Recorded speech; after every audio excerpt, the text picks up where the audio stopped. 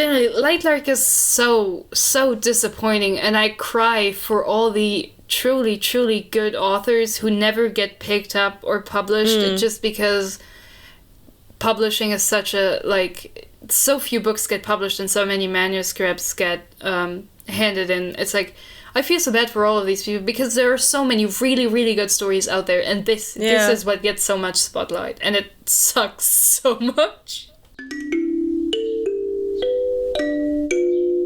Quack. Welcome to the Little Duck Book Club. Today we're going to talk about quite a controversial book. It has been in the news a lot if you are in the book community, and it's called Lightlark by Aster. Some facts I actually just found on Amazon. It's 409 pages, so I would say it's not a short book. I think it's in the medium range, and maybe keep this in mind for the whole episode. On Amazon, it's marketed for 13-year-olds to 17. That's the marketed age range, basically. I mean, it is YA, so this is technically the age range they're generally in. And I can see a 13-year-old liking this. Oh, maybe. But yeah. So I don't know what exactly you have prepared. I have some information on the whole social media aspect of Lightlark. So maybe we want to put that in front. Yeah, if you want to start with that, we can do that. So the reason why we picked Lightlark in general was it became a huge social media phenomenon, basically. And it all started in 2021, actually, the beginning of 2021. So the author, Aster, she started publishing her first books, actually. I think from the content, they are a middle grade series called Curse of the Night Witch and Curse of the Forgotten City. It's the Emblem Islands series, and on Amazon and Goodreads they have general good ratings. And however, the books kind of banked due to the fact that the pandemic started. Nobody really had any money buying books previously, especially like children's books. So she grew kind of frustrated, and at the same time she was dropped by her literary agent for constantly rewriting her college story that she wrote, which is now Lightlark. So here we have Alex completely frustrated with the landscape that is publishing because she's constantly being rejected for her Lightlark story, and she thinks people want to read this book, like people want to see this idea happen. So she goes onto TikTok and she makes her very first TikTok on Lightlark, which basically was like a really cool epic sound and lots of Pinterest pictures, and she asked if readers wanted to read a story about a cursed island that only appears once every 100 years to host a game that gives the 6 rulers of the realm a chance to break their curses. That was the only thing that we knew in the beginning.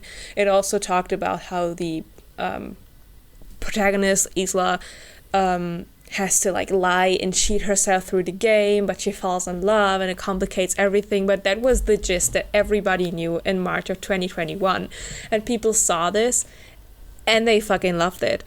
By now, this TikTok has nearly 2 million views. It has thousands of comments, and what's interesting, because it doesn't happen many times on TikTok in general for viral videos, was that it was saved nearly as many times as it has comments. So I think there are around 8,000 comments or something, but it was saved 5,000 times, which means people generally had interest in the story and they saved it to get back to it once it at one point was published. Due to this huge social media outbreak of this story, she was immediately signed. It was like a 6-figure deal, I think. She was signed for Lightlark, and at the same time, nearly half a year later, she also got the rights bought by a movie studio. As she a lot of times repeats on her social media, are the producers of Twilight. Which I would like to point out, it's very, very, very normal that a book film rights get auctioned off when the books come out. It's very typical for studios to buy them up at the beginning. She likes to point it out as like, oh, Lightlark is so good that they immediately want to make a movie. And it's like, no, this happens all the time. This is not unusual. And I mean, that's exactly the perfect point where you brought this up, because after she started talking about like auction off the movie rights, or the rights to a movie studio, the whole facade of this social media phenomenon that people were rooting for kind of started to like crumble, because people started to get very suspicious of why this young author suddenly, immediately, for such a high price, got to auction off her story and got such a huge amount for the script in general. And there were some things that kind of went wrong after that. So Alex never really proclaimed that she had a rags to riches story, but she made it look like it by saying that she has tried to get this published for like a decade. She had tried again and again, yada yada, and it kind of got the vibes of like poor person that's trying to make it in the industry. She's not poor, and to her like credit, she never said this rags to riches like specifically, like she never said, oh, I was poor and now I made it to the top, but people quickly found out that her sister is like a millionaire. Her family is super rich. She was very privileged in the way that she grew up, that she was able to save on money, that she was even able in general to just get rejected again and again by publishing houses, which means that you like at some point you have to stop doing that if you don't have any money, because you have to find a different job. But she didn't. She was able to like continue on full time writing the story. And then people kind of, it was like an avalanche. People started to dig deeper because they like they tasted blood, or like, okay, there's something wrong with this whole situation, so we're gonna dig deeper. And when they sent out arcs to readers, those quickly realized that something was completely wrong. I did see there was this huge discrepancy between the amount of arcs that came out and the amount of people that had something to say in general.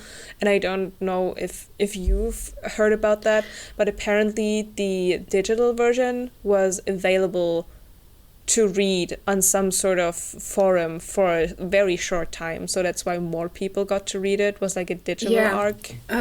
There are sites where digital arcs are basically distributed for amounts of time, so you can get it for free for like a week or 2 weeks, and then, you know, your file expires and they give it to somebody else. So it is totally possible for more people to read it than have physical arcs, but also once the arcs are out, especially if there are digitized arcs, those are going to make their way around either way. A bunch of people who got a digital arc are going to have sent that to other people who did not receive an arc, or told them about it, and then those people also had opinions. So it's not weird that way more people have opinions than have technically received arcs. This is... Obviously, though, it's like, it's a social media sensation. Everyone's talking about it. Of course people are gonna have opinions and just say shit even though they haven't read it. It's to be expected.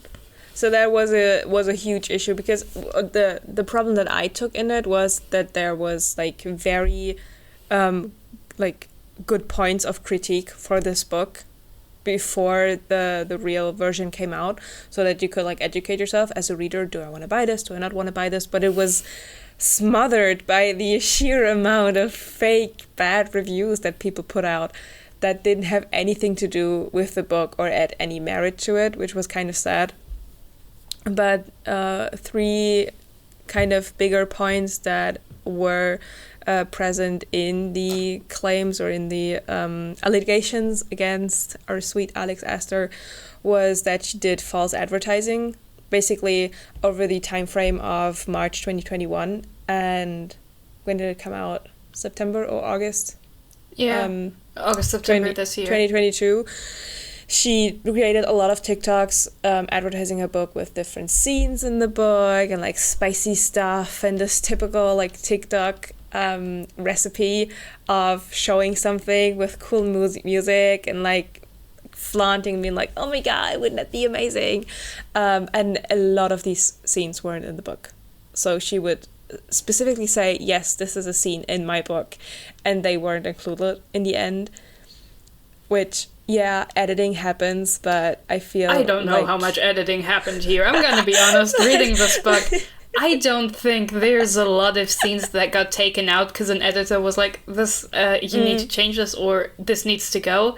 So I doubt that these scenes are missing because an editor was like, you know what, we don't need this. I do not believe it. I feel like these were just ideas that she had, and either she forgot to write them in, or at some point people said this was like too much flirting or whatever. I have genuinely no idea, but there were a lot of scenes that I was actually waiting for that I did not find in this book. And even with people writing this in their Goodreads reviews, writing, oh my god, that scene, that trope, it's so amazing, I didn't find these scenes. I was looking out for them, I didn't see them, and I was disappointed because I thought if a reviewer writes it's gonna be in the book.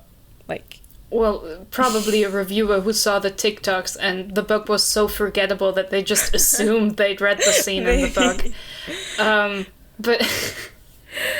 But I think it's so interesting to hear that from you because I don't really use TikTok. I knew that, like, from booktubers, but also like just generally social media drama around it, that the book existed and that there had been drama around it and that it was not particularly good, but it was like there was a lot of buzz about it. So it's so interesting to hear what actually she is doing on TikTok to advertise it, because it's really funny.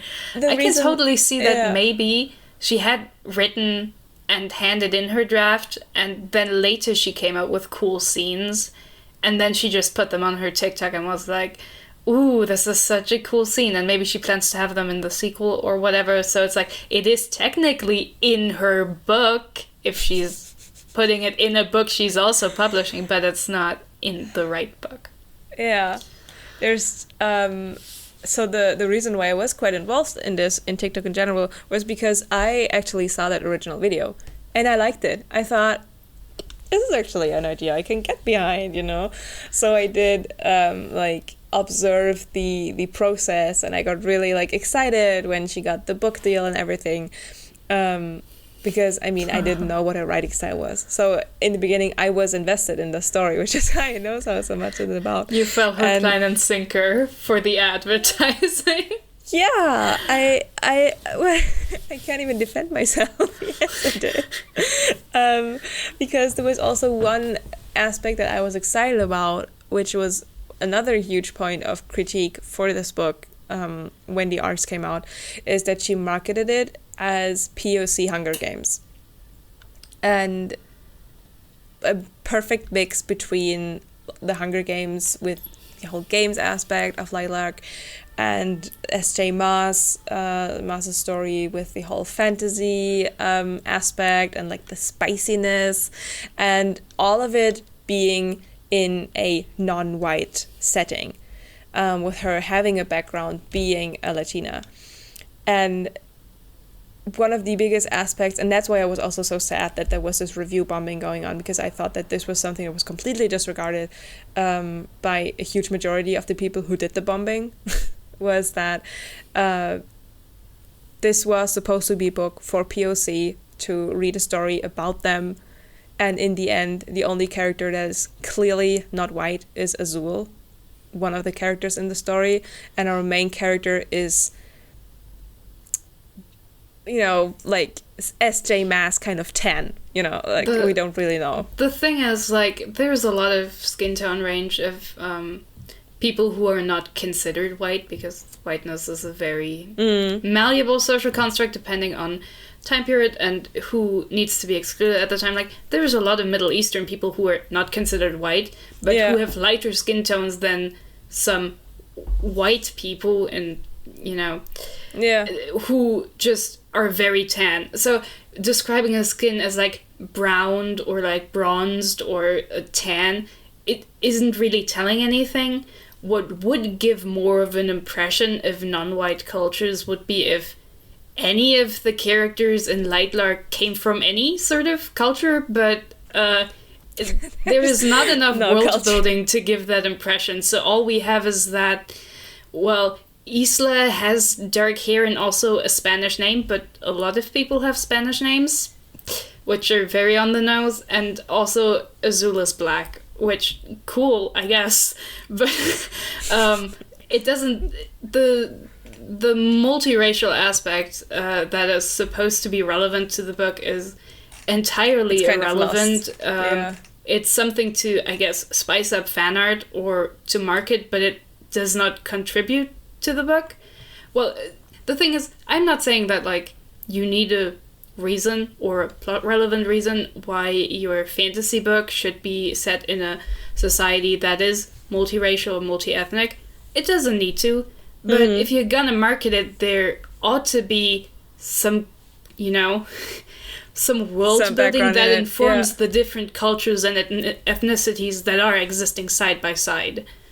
Yeah, I agree. More focus on the fact that it's multi-ethnic, because most of the people that do get described are, you could read them as white if you didn't know better. It doesn't, you don't really get the impression. Yeah, it's not really making a huge difference. Yeah. So that was the whole drama aspect before, and the reason why I suggested let's read Lightlark for this podcast. The book wasn't even out by then. We were just in this phase of arcs being present and like people reading the first versions, and this whole controversy of whether the arcs were bad on purpose so that people would buy the real book. That's insane. What? That was like a conspiracy actually going around saying like, don't judge this book too early, it's an arc. Arcs are usually a little bit edited. And then other people said arcs are basically nearly the complete book. Like they're not going to change a huge part of it. They might fix some typos or some phrasing in small instances, but they're not going to like change the book fundamentally. Yeah. So there was like a huge conflict about this going on, which was super interesting. And then we started reading it. And one thing that was super interesting that I also found is that Lightlark had a gigantic first print with over 200,000 copies, which is like not the norm for these kind of, it's not her debut book. She has published it already, but it's not the norm for like these debut YA books. And we both had to buy this book as an ebook because at least here in Germany, all retailers except for Amazon were sold out of the English version of Lightlark. So at least the marketing strategy worked, I guess. I mean, yeah, it is totally understandable why retailers jumped on this, because obviously book publishing is very expensive. And most books that are published end up with net negative for the publisher. Because again, printing books and distributing them is extremely expensive. So, of course, they jumped on guaranteed sales. And, like, I'm glad for the publisher. I hope this money goes into publishing more books that actually deserve to be published. Because if this didn't have the guaranteed buyership of, like, hundreds of thousands, if not millions of people on social media, this book would not have been published. It could have been self-published, but it would not have been traditionally published. No, I totally agree. Like, this book wouldn't have made it this far at all. Because the sad truth is that it's just a, like, very mediocre YA. It is simply not good, and that agent was right to try and smother this in its cradle while Alex tried to market it and rewrite it, and that agent was right, and we should have listened. I am so sorry for their current agent, because the glory of this first release is over. The second, like, Alex is currently writing the second book. The second release is not going to be nearly as big as this first one, but now the editor and, like, publisher is stuck with Alex Aster. I mean, the thing is, they don't have to release quite as many books again. But that's true. Yeah, I feel like after the quality of Lightlark has been seen by the people who paid money to read it, I would be impressed if, like, even a 10th of those people bothered to even remember that the second book is coming. I mean, if she does it right again on social media, I don't know. The thing is, writing a book takes time. And like in a year, there will be 40 different other books that have gone viral, which have been pitched. And a lot of people who will see more TikToks from Alex Aster advertising her new book are gonna be like, yeah, I read the other one. It was shit. I'm not paying money for a second one of this. So, I feel like people were so hyped for it that the fact that it is so disappointing for really almost anyone, I would say, who reads it, is almost a guarantee that the second book will sink, just tragically. Yeah, no, I can imagine that too. But just before we start to get lost in the controversy of Lightlark, how about we actually start talking about the story itself? So I guess that you also tried to write like a little summary of what happened. Yeah, but it's not particularly good. So if you think you have like a solid one, I would pass the mic to you. So I kind of stopped at some point because I thought so much happens in this book that I just wrote so trouble ensues. So, but let's start. What is Lightlark about? If you remember the very short sentence I said from the TikTok, it's about an island called Lightlark that was previously, centuries ago, one big island that inhabited 6 different kingdoms. We have get ready, we have the sunlings, the moonlings, the starlings, the wildlings, the skylings, and the nightshades. Those are our 6 kingdoms, all living on Lightlark.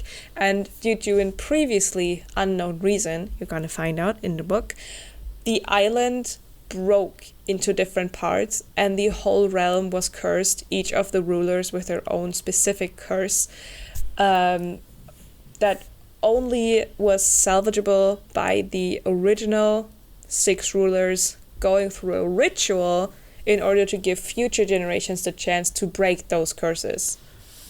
I know, that's a lot. The 6 rulers who go through that ritual die, and the powers get inherited to the next heir, basically. The next of kin, whoever's still alive. Yeah, sibling, child, either one. You know, bastard that was frolicking around the meadow, someone. These 6 curses are they kind of feel totally not connected and weird, but let's go through them. So the sunlings, obviously the people of the sun, they can only go out at night, so sunlight now kills them. The nightshades, surprise, they can't go out at night anymore. So I don't know if I don't remember if it's specified that they can't go in the dark, because you could quickly kill a nightshade then by just turning off the lights. But I think it was specified that they can't go out at night. So basically, they kind of switched the sunlings and nightshades. The moonlings were obviously with their powers connected to the water, because somebody watched the first season of Legend of Aang, now have to huddle inside of their houses for each night that has a full moon, as the sea kind of becomes this sentient being and tries to claim as many moonlings that wander around close enough to the beach and then just snatches them. So it's, basically a big black boogeyman. The starlings don't survive the age past 25, so they just die hot, I guess. They never show morals. The wildlings have to eat human hearts to survive. One around every 1 to 2 months, I think it was, or weeks. I think about 1 or 2 a month was it. Something like that. Additionally to that, they really got screwed over. The wildlings got 2 curses. They have to eat the hearts, and anyone they fall in love with has to die. So they just got fucked over completely. And the last curse is the Skylings. Obviously, the sky, they used to fly, and now they can't anymore because they don't have their powers anymore. They do still have like their air bending, but they just can't fly anymore. So these are these 6 curses that are totally feel like totally random, to be honest. The description of the book calls them uniquely wicked. I'm gonna be quite frank and say not being allowed to go outside on a full moon is like werewolf tier curse, but you don't even turn into a werewolf. You're just stuck inside, which like, yeah, you can just sleep, whatever. Compared to every one of you dies at 25, that's deranged. That is crazy. Do you know how many children they have to have? Like, quickly? That's insane. Those poor people. I found the most interesting the curse of the wildlings because of the kill anyone who they fall in love with. Because, quite frankly, I thought, like, what a shitty curse. What counts as falling in love? Is it platonic love? Is it romantic love? It feels like you can easily circumvent that as a society, just, like, put a lot of emphasis on, like, sex and relationship, like, and not romantic relationships, but just procreating by not, like, having romantic relationships. I feel like that's not that big a deal. But also, like, the people don't just randomly die. The curse makes people kill people who they love, so it's like, yeah, just avoid them once you realize you're in love. Like, I don't know. How hard can it be, really? But I think that was the problem with our main character's parents. Because the mom refused to kill the father, and then they both died or something like that. I already forgot some parts. I love that you forgot. No. So, that was the story that people told Isla, but what really happened is that her father was a nightshade, and because they're the specialist little boys, have powers to suppress curses. So, while he and Isla's mother were together, he could suppress her wildling curse that made her want or try to kill him. And then they got murdered by the villain of the series. Oh. And she conspired with Isla's tutors to tell her that her parents just killed each other and that she's powerless because her mom didn't kill her father fast enough. But it's like, that would be nonsensical because I'm sure a lot of wildlings have become pregnant by people they've been in love with and then afterwards, like, failed to kill them because they moved away or something. Like, nonsensical is like this was very random, but so, yeah, it's like, yeah, that's the you can already tell, like, this is the setup. We have 6 different realms that are cursed with varying degrees of difficulty in life, and all of those realms have one ruler who has extra special power, and those rulers meet every 100 years on the island of Lightlark to... The book says there's a competition. It is not a real competition. That's a lie. It is not like the Hunger Games. It is... There are no... It is not a competition. Yeah, I'm gonna get into that juicy stuff now. It's just... So... You already just right now said that each of the rulers has powers. So I'm gonna say the rulers, like, kingdom, and you're gonna tell me the power that they have. So the Sunlings have... they can do fire, they're firebenders, and also they can turn things to gold for reasons. Then we have Moonlings, who... are waterbenders. Like... We have Starlings, who can do energy. It is supposed to be about, like, light, inspired by, like, the gravity between stars and stuff. It mentioned that they can, like, push and pull things and, like, wield energy to make weapons. It's very strange and vague. The first thought I had when they described the powers was this thing that Dumbledore uses to turn off the lights. And I had like this vision of her going whip, whip, whip, just turning lights on and off. But okay, the Nightshades have... The Nightshades get everything because the ruler of Nightshade is Bargain Bin Recent, so you can imagine they can make things dark, they can read minds, they can cast illusions in people's minds, but they can also cast illusions outside of people's minds, so like that everyone sees them and not just people like hallucinate them, but like it's outside of them. They what else can they can walk through walls, they can teleport. They are the specialist little boys. I remember that they can like not only read thoughts but can like feel emotions of others. Oh yeah, that's true. They're empaths. Shane Dawson is a nightshade.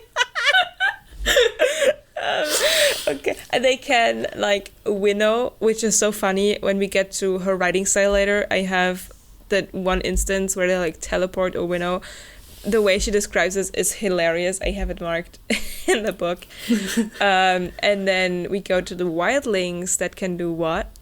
They can grow plants and they can control plant life that exists, and also they somehow are generating gemstones through this.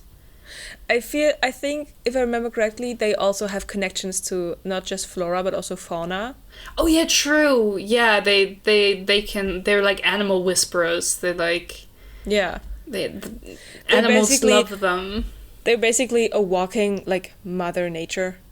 Yeah, which it's great. I love that like every other realm is like based on like some form of like the sky of celestial shit, and then there's also the wildlings who are not like other girls because they are of the earth, and they're so special because all the other guys have like they're color coded in an extremely stupid way, but they're all color coded and all only wear one color ever, but wildlings can wear all the shades of nature because they're so special. But mainly burgundy, grey, and like orange. And maybe and green dark blue. ones. Okay, and the last one, the skylings, what can they do? Or not do now that they are cursed? Yeah, like they have like, they're airbenders. They have air powers and theoretically they can fly, but you know. I don't know. I feel like if like the flying was an inherent power that now doesn't work, can't you use the airbending to fly? Like no, it says something like they are bound to the earth now. Yeah, but they can walk over bridges. So like, what kind of being in the air is like allowed and what isn't? Because then you can just build like a boat that you like levitate through your air magic, and like you're not technically flying because you're sitting in a boat. But don't question it. Yeah. So you already mentioned like a game that takes place. So every 100 years, and this was brought to life by this ritual that the original rulers did, a game takes place called the Centennial, where the rulers can actually go back to Lightlark and try to break their curses. So Lightlark broke into different pieces, as I said, and for those 100 years it's like surrounded by like a huge storm that you can go through.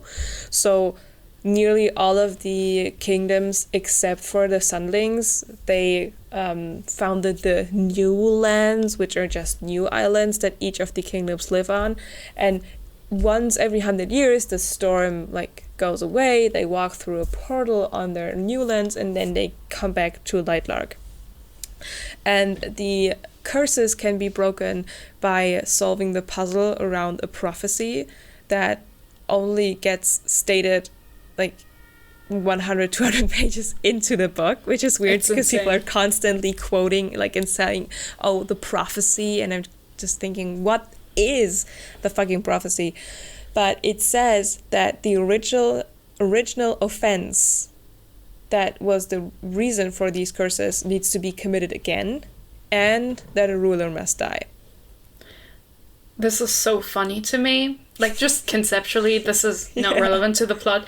But usually, curses happen, generally in folklore, because something bad was done. The way to, like, neutralize curses isn't usually to do the bad thing again.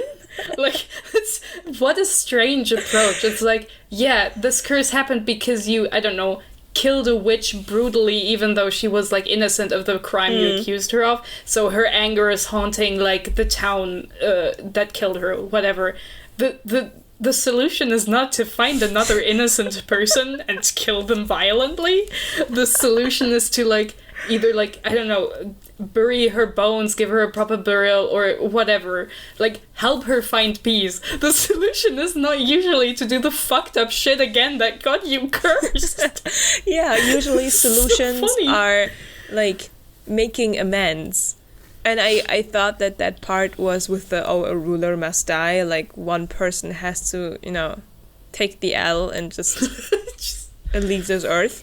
But the thing with the original offense needs to be committed again was truly just a plot point for the characters to at some point figure out what they actually need to do. Because if it was just stupid. A ruler must die, then it would have been a lot more interesting and already solved, to be honest. So that's like the setting. There are these centennials. They've been going out for centuries. Some of the rulers are the original rulers that followed after the first one died. I think that's the case for Sunling, Moonling, Skyling, and Nightshade. It's Starling. Everyone except Starlings, who die at 25, and Isla, who's the main character, and like 19 or 20. Yeah, so Isla Crown is her full name. She's the wildling ruler, and she goes into this thing being super scared because basically she grew up her whole life very sheltered, basically she often describes it as like a bird in a cage. And the reason why she's so scared is because our special child was born without powers. So no, she doesn't kill people who she falls in love with. She also doesn't need to eat human hearts, but she also doesn't have those special like mother nature powers that all the other wildlings have. And in this centennial, it's said a lot of times that you like need to be ruthless and you can only survive with your powers. So obviously, she's super scared, but she's not the sheltered, naive thing that we think our dear protagonist is. Because she has a star stick, a not further described object, apart from the fact that we know she can hide it, like, on her lower back, so it can't be like a huge stick, I guess. And she uses this to travel, so it's basically like a teleporter. It opens portals, basically, that she then falls through, like puddles of starlight. Okay. And she uses this to travel across the realm, walk through the different, they're not countries, the different kingdoms, experience, you know, the people living there from the safety of her little sheltered life. So the centennial starts at some point. She is super convinced to be this temptress and seductress. She has a plan in her mind that her wards basically gave her to seduce the king and then basically use him to get his powers by their love and then be a powerful ruler and win this whole thing. Yeah, it was the plan never convoluted. Goes past step 1. It is not clear what the plan actually entails. Yeah. On Lightlark, apparently you get access to the kind of magic powers a person has when they're in love with you. So she's supposed to seduce the king, who is also a super special boy because he has 4 of the magical powers, because he is an undefined thing called an origin, so he gets the magic powers of every other domain except the wildlings and Nightshade, because those don't live on Lightlark anymore. But yeah, she mentioned several times that her teachers had this great plan for her, and it starts with her seducing the king to gain his power. But she never says what the next step in the plan is. It's just like, step one. I think it was just to... Yeah, just be powerful so you don't die. But it's like, step 1, make the king fall in love with you. Step 2, question mark. Step 3, profit. You know, it's like, it's like one of those. Yeah, that's true. So, they arrive there at Lightlark for the centennial, and we, the reader, find out that it's not this ruthless Hunger Games style, just people who are overpowered trying to kill each other, but it's actually a structured event with a schedule, which for the first 25 days, we have demonstrations from each ruler. At the end of those 25 days, the winner of these demonstrations is declared, who then on the 25th day gets to choose the pairs that will pair up for the next 75 days to solve this prophecy. So on day 25, we have pairs, and then they can still try to solve the prophecy until day 50, which marks the day where you can start killing people. I mean, just go at it.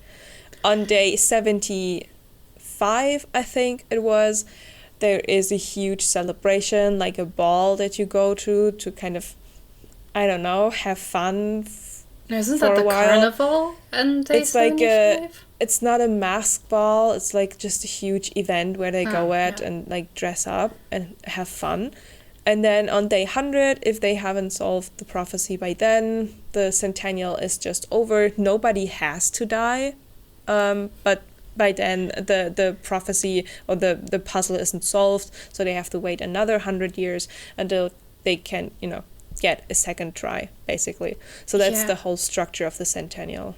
And it's described as a deadly game. Literally no one has ever died during this. Like, 4 of the people who were in the first one are still around.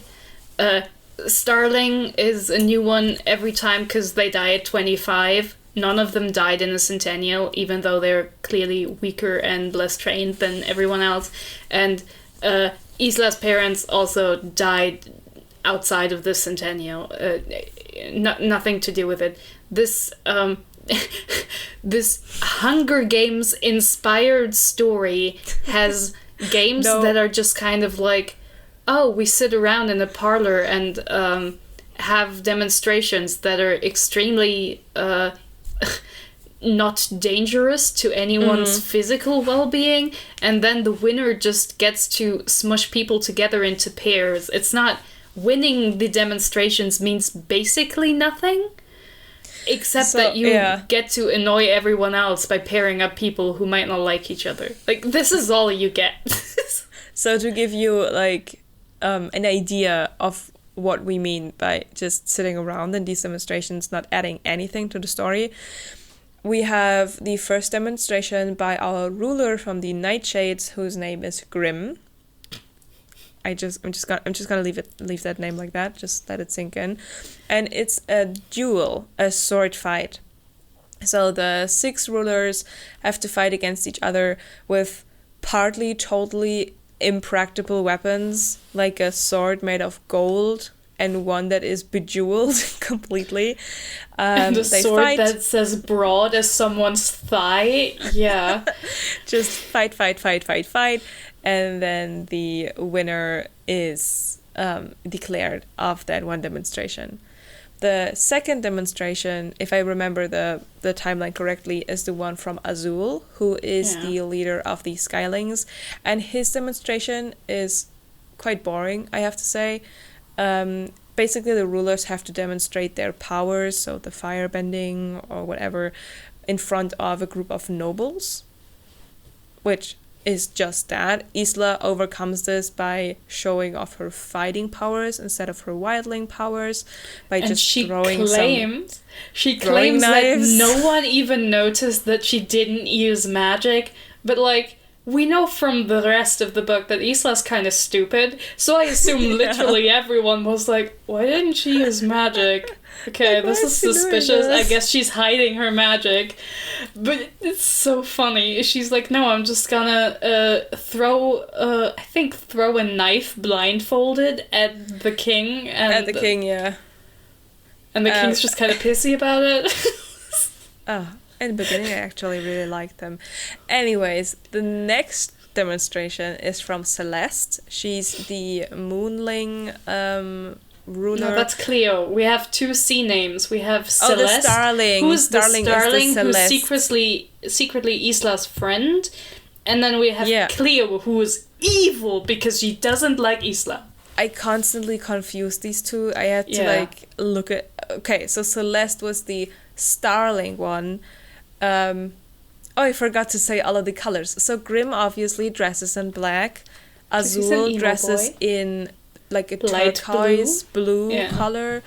Celeste, which is also why I confused her and Cleo all the time. Celeste dresses in like sparkly silver. Everything is sparkly, like just like the stars. Okay, is she just covered in sequins all the time? I guess. So. And her demonstration is that she brings a mirror, a magic mirror, that shows you your deepest fears and makes you live through them, and you have to overcome them. And it is a story relevant demonstration because, as you just said, Celeste and Isla are secretly friends, and they're having like a secret plan that they actually want to do, and they need secretly this looking for a MacGuffin, which is not extremely relevant. They're just looking for a MacGuffin, and that means they do some shenanigans, but the specifics are super irrelevant. And they need that mirror for the for the plan to go through.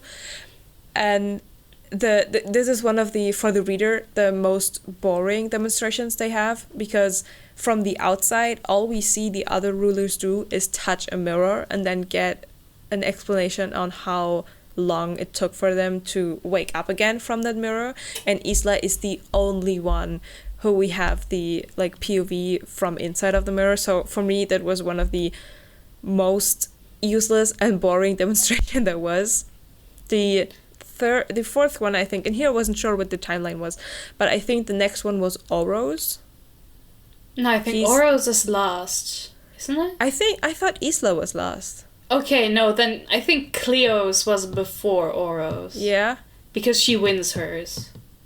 And then he gets even by winning his. And then I think he also wins No, wait, Isla's. isn't his the last one? And Isla's is before that? It doesn't matter. It doesn't matter which one happens when they don't affect each other at all. So another one, just kind of continue with Oro. Another one, the next one is from Oro. So he's the Sunling, and he's also the king of the realm. And his demonstration is the biggest or deepest secret of the rulers gets revealed. And he tells them that they will win this demonstration if they are the first to tell their secret. And of course, nobody wants to tell their secret, so in the end, he drops the bomb by actually saying his secret, which is that he is dying. You're leaving the funniest part about this out. It is a tea party. They get served tea in 3 different cups.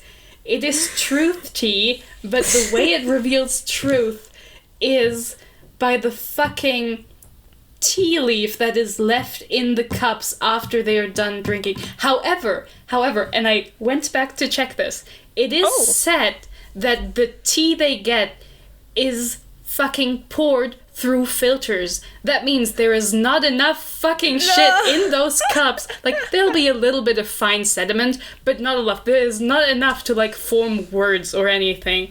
And, like, the implication is that it's written in the cups so that people can check that whether what you say is your secret is actually the secret.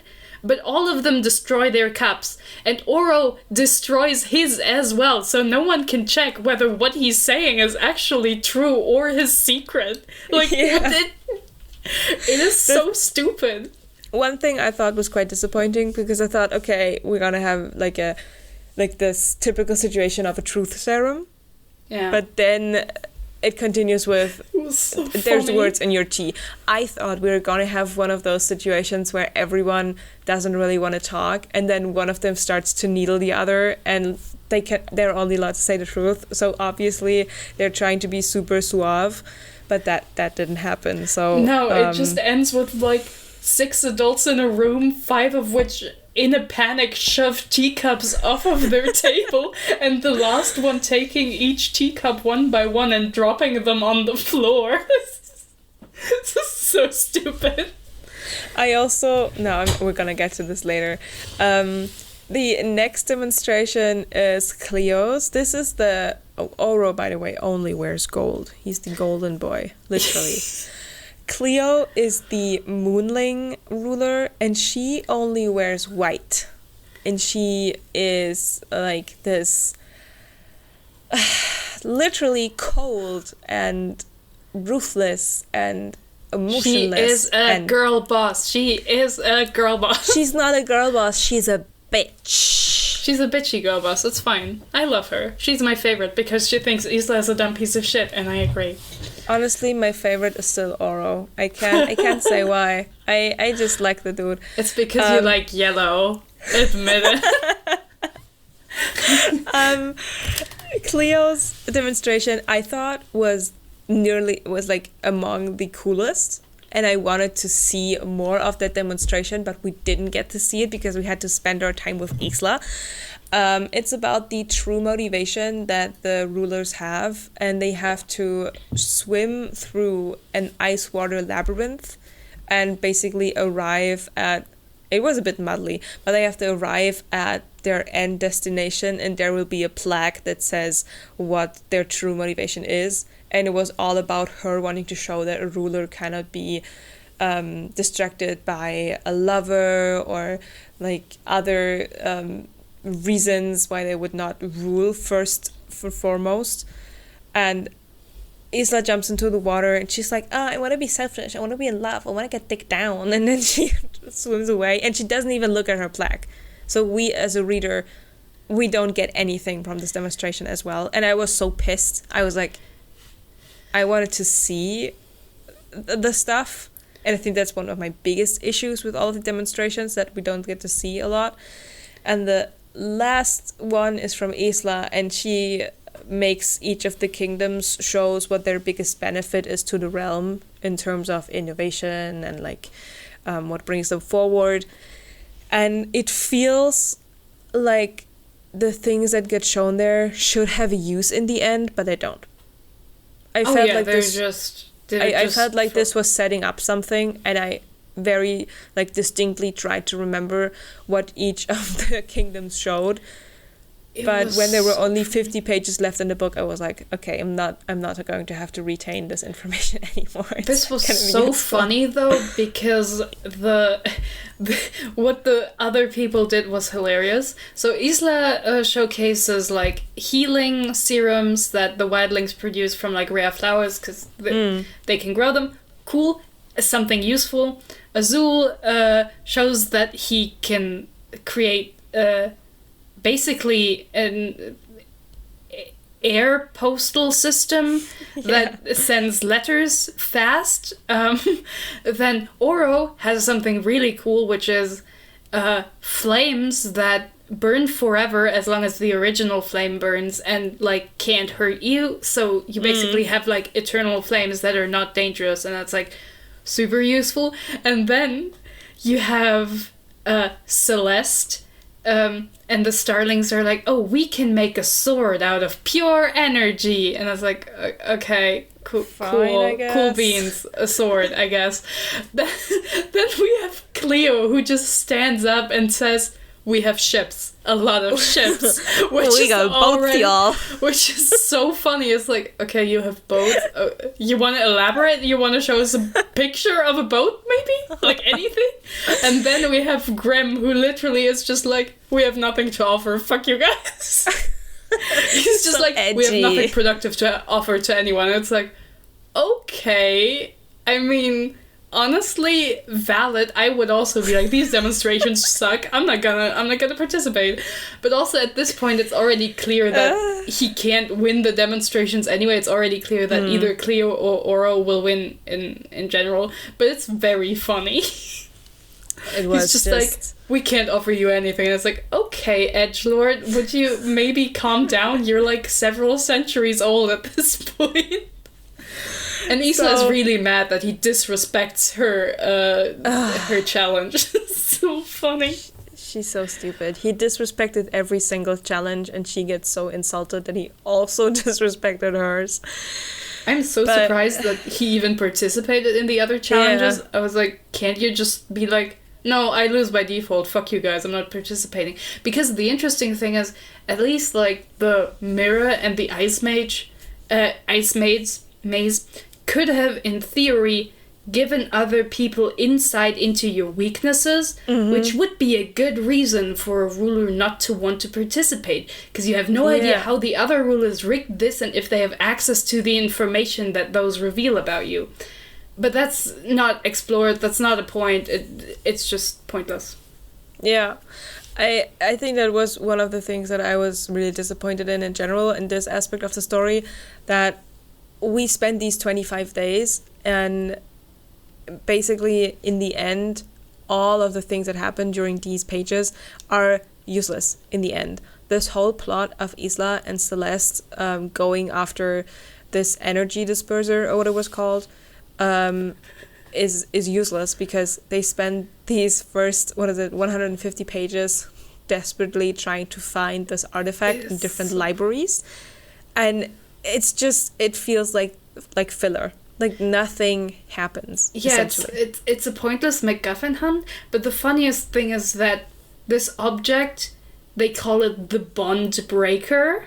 And in the end, it's revealed, this object does exist, but it's not a bond breaker, it's a bond maker. That was such a mic drop. That was so stupid. It was amazing.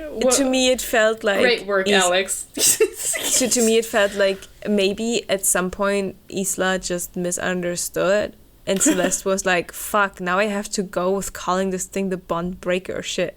Okay, fine. Yeah, let's do it. Yeah, it is so stupid. They're looking for a MacGuffin to like solve their own personal curses and fuck everyone else, which great work. But also they read about this MacGuffin and it's supposed to be in the library of some on one of the Lightlark Islands. But the thing is, they read in it from an old text, like. People move objects around in their house, especially if it's a fucking castle, and usually people don't keep their most valuable artifacts in their library. They keep them in a secret vault. Yeah. Where people can't just randomly find it. But everything about the side plot is stupid. It doesn't work. They don't find it in time, and nothing happens, basically. Yeah. It just means that Isla gets to go onto the islands of different rulers and see how they look, but it's super uninteresting because the world building is so bad. And it's very superficial because she sneaks in there, so she barely sees any like life of the people in those kingdoms. But anyways, we get to day 25. Isla and Celeste try to downplay their powers during demonstrations so that they get paired together as like the weakest links. But surprise, surprise, Oro pairs himself with Isla. And now Isla is in a lot of trouble because she can't go around doing this MacGuffin plot with Celeste, but she has to do a different MacGuffin plot with Oro. Oro this is so funny. Confesses to her that he is trying to solve this prophecy by finding the heart of Lightlark, which has not been mentioned before. We're on page 200. It's not been mentioned before. Halfway through the book. It's a new MacGuffin. It's an additional MacGuffin because the original MacGuffin hasn't been solved yet, so we have two of these.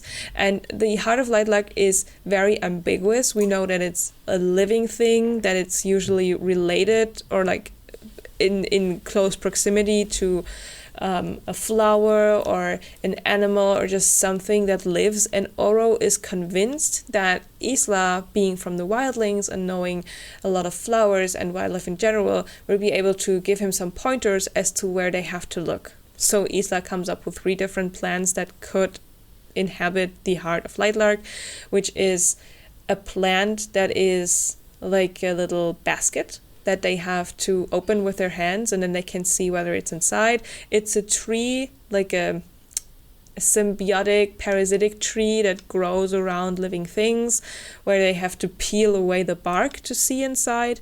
And it's basically like a water lotus, water lily, that at the root of the plant might have this heart. So we have 3 plans for a new MacGuffin journey for the next 25 days, basically.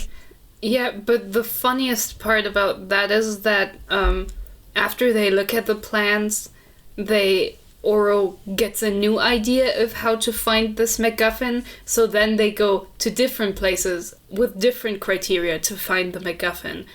It is so boring and so pointless, and it is fascinating that this is like the plot, even though it's advertised as like, these are dangerous death games, and it ends up being like fucking playing tag with the heart of Lightlark, but you don't know where it is. Like, it's...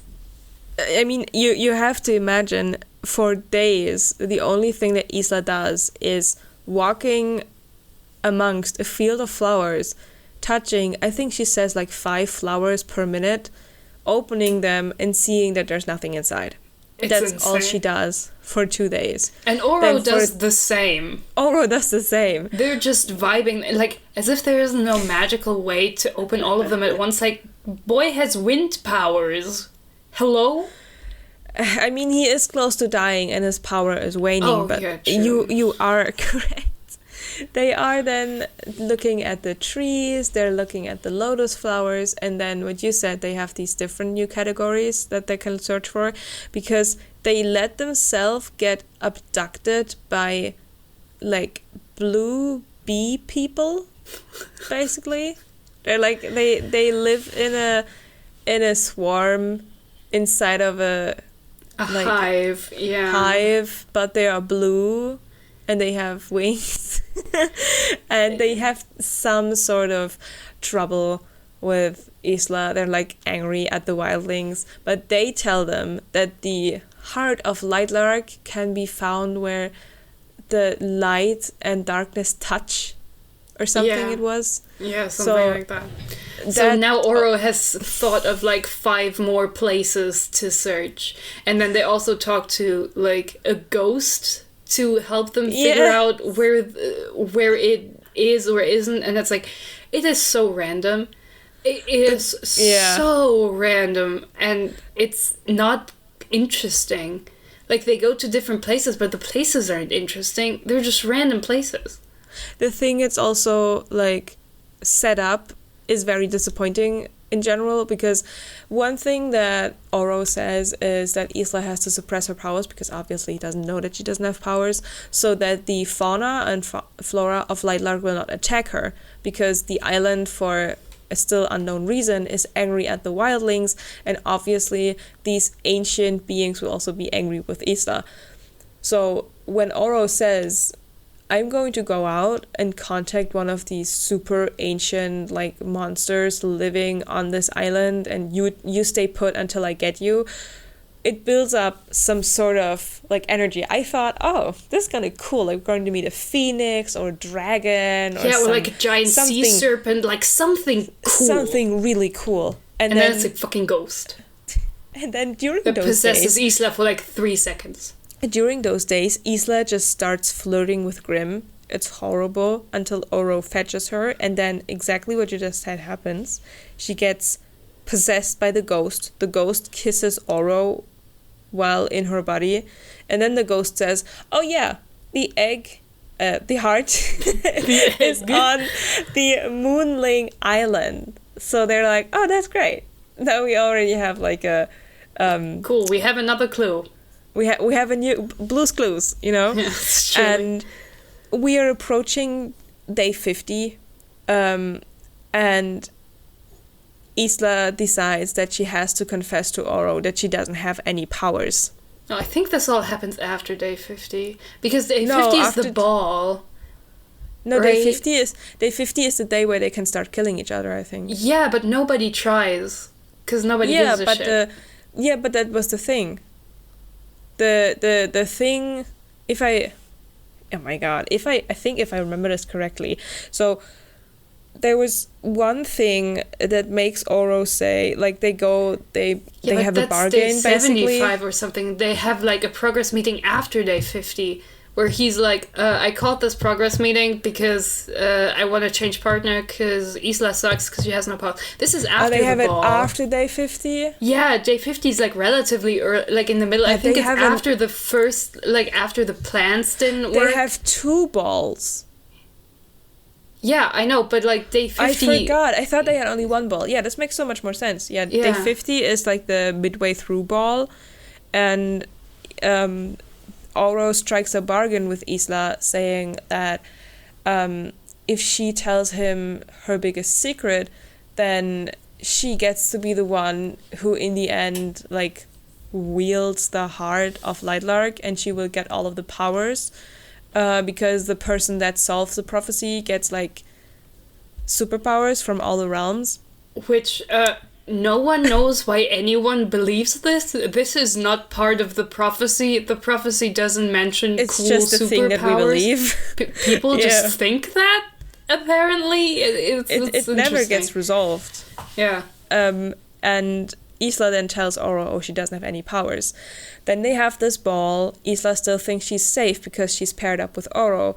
And then Oro calls in the progress meeting, you're correct. And there he drops the ball on everyone, saying, yeah, I want to change partners. Just what you said. Isla doesn't have any powers.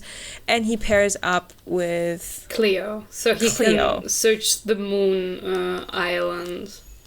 Well, that we only get to know much later. For far too many pages, Isla runs away to the original part of the Wildling Isle, which is deserted, and she basically, like, builds a little fort there because she thinks that Cleo will come and try to kill her. Very conveniently, I think the Crystal Palace, at what they call it, on the Wildling Island is the only place where that would be too good a name. The name is the Place of Mirrors, which is the Place of Mirrors, which is incredibly stupid. There aren't any mirrors in there. That's the only place where no ruler has powers except for the wildlings. So she hides there because she's good at sword fighting. So obviously, if another ruler tries to kill her, it's just, the fighting skills that are left. But nobody comes to kill her. No, nobody comes to kill her. Gives a shit. I think she sees Cleo because at one point she still goes to Lightlark and just walks along the beach or something like that. And she sees Cleo walking around. She's like, oh shit, I'm gonna die. But she doesn't, obviously. And at some point, Oro comes back to her to confess that this was all just, a prank. 'Twas a ruse all along. It was a little prank, a little ruse. So that he could explore the Moon Isle without attracting any suspicion from Cleo. So they are back to being buddies, I guess, and from there on... Isla lives in the palace again with him. Yeah, and from there on, I kind of lost the plot a little bit, to be honest. I don't remember. It is so convoluted at the end because... a lot of things happen in quick succession, but most of them don't matter. Most of them are not connected, but earlier events in some ways do influence later events, so you can't leave that much out. But the thing is, they break up teams. Oro works with Cleo. At some point, Isla sees Cleo, follows her onto Moon Isle for a reason because she thinks Cleo is suspicious or whatever. Then Cleo almost kills her. Isla sees a cool bird on Moon Isle. Oro rescues her. They start working together again. they search another place on Moon Isle and see the fucking bird again, and then Isla is like, the bird is the answer, I know where the heart is. And it turns out the heart is in an egg of that bird.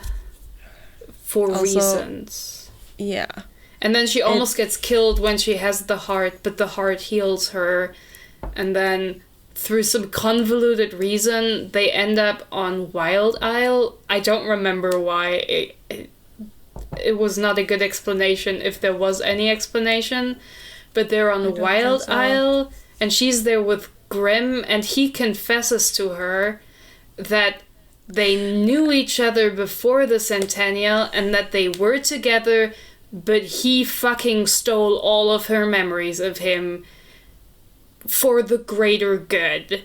And so she's mad about this, and then she gets attacked by Celeste, who is secretly evil and a shapeshifter, and was actually super old and is the reason why the islands are cursed. Her real name is Aurora. She was real mad that she didn't get to marry Oro's brother and get his magic powers, so now she so that's why she accidentally created the curses by wielding the heart of Lightlark wrong, because she sucks. And then there's the fucking MacGuffin called the Bond Maker and not a Bond Breaker, which transfers all of Isla's powers to Celeste. And it turns out Isla had all 6 powers, because she was not born powerless, but also both Oro and Grimm are in love with her, so she can use their powers. Anyway, one of the stupidest fight scenes ever happens. Isla portals away with her star stick, confronts her tutors who tell her that actually the story about her parents was a lie, and they knew she had powers, but they wanted to fuck her over because fuck Isla, which, fair. Then Isla goes back and takes her powers back from Aurora with the Bond Maker, and then the island breaks. Their giant just cracks appear in the floor. Aurora falls in.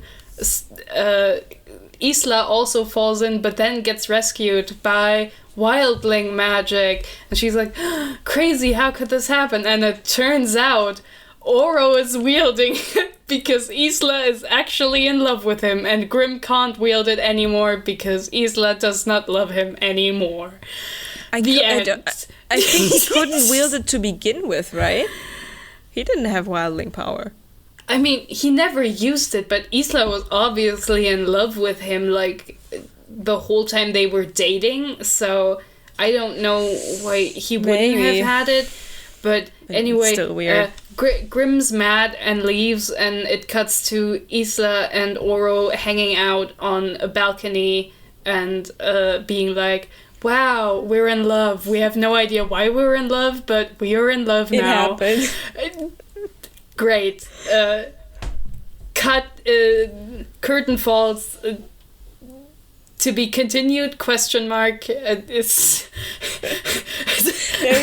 There's also the very weird, super small side plot that's super useless also because it doesn't add anything to the story, where we find out that originally the OG Sunling created Lightlark, and then we find out, oh no, not just the OG Sunling created Lightlark, also the OG Nightshade, they were like bros and created the island, until we find out not only the OG Sunling or the OG Nightshade created Lightlark, but the actual person who did that was the original wildling called Lark Crown. She made the island, and that's why it's called Lightlark, in honor of her name. That was all the people have terrible names, by the way. That was a plot that I thought was going to go somewhere, but it didn't. It was stupid. And imagine while all the plot we've talked about is happening, Grimm keeps, I God. can't call it anything else, harassing Isla. It is, I cannot just, it is obvious, he is just hassling her all the time, and like, he can feel that she likes it, but she keeps telling him to fuck off, and it's like, girl, I don't think you know how consent works, and she doesn't seem to be that bothered by the fact that he keeps harassing her, but I mean, props to her for not being down with the whole memory erasing thing, but I feel like that's gonna get pretty results low anyway. bar, girl. I feel like you can do better. You're the specialist girl ever. You can do better. So, I mean, we're now done with the story. So I think now it's just wild meat. We can just go at it and hunt we can it to just shreds. discuss any point we want to discuss, which So, there's so much to say. So one thing that I want to get at, and I'm gonna get out my little e-reader right here, is the writing of Lightlark. So that is a thing that this book was obviously shredded to bits for, and it's, I don't know, it's Alec Aster's inability to get the right balance of describing things. Also, using the right words. Sometimes she just uses wrong words in sentences. Yeah. Where it's like, this is not... this is a synonym, but the synonyms do mean different things, and you can't just use... Like, you can't replace them randomly. So one thing that has turned kind of into a meme was this thing that she would constantly say, a thing is a thing. Things are shiny and cliffy things. They are yolky things. They are wildling and temperous things. They are gleaming things.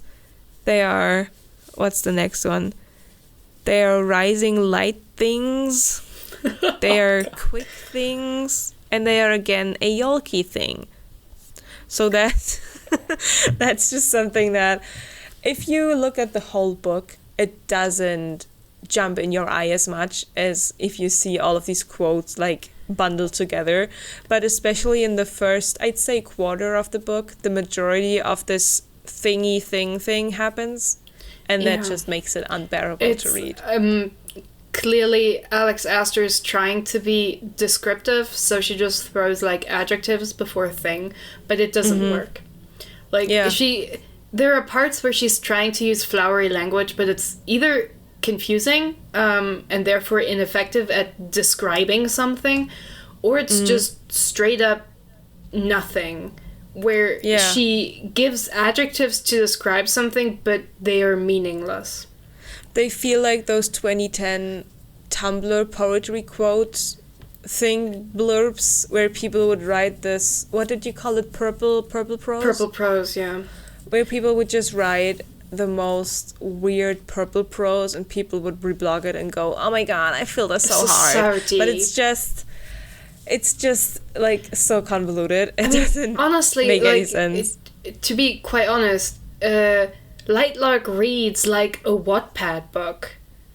It does not read even like something that ought to be published, because this reads like a first draft. This is someone's NaNoWriMo project, which never got edited. And honestly, again, like, I totally get why her agent was like, stop showing me this shit. We're not publishing this. Leave. Like, this is... It is simply bad. One thing that also peeved me about her writing was that she tends to not describe things enough that are very important for the story. We have the star stick. We don't know what it looks like. We don't even know what the fucking star stick is. We have the realms that are ambiguously non-descriptive. Like, we don't really know what the realms are.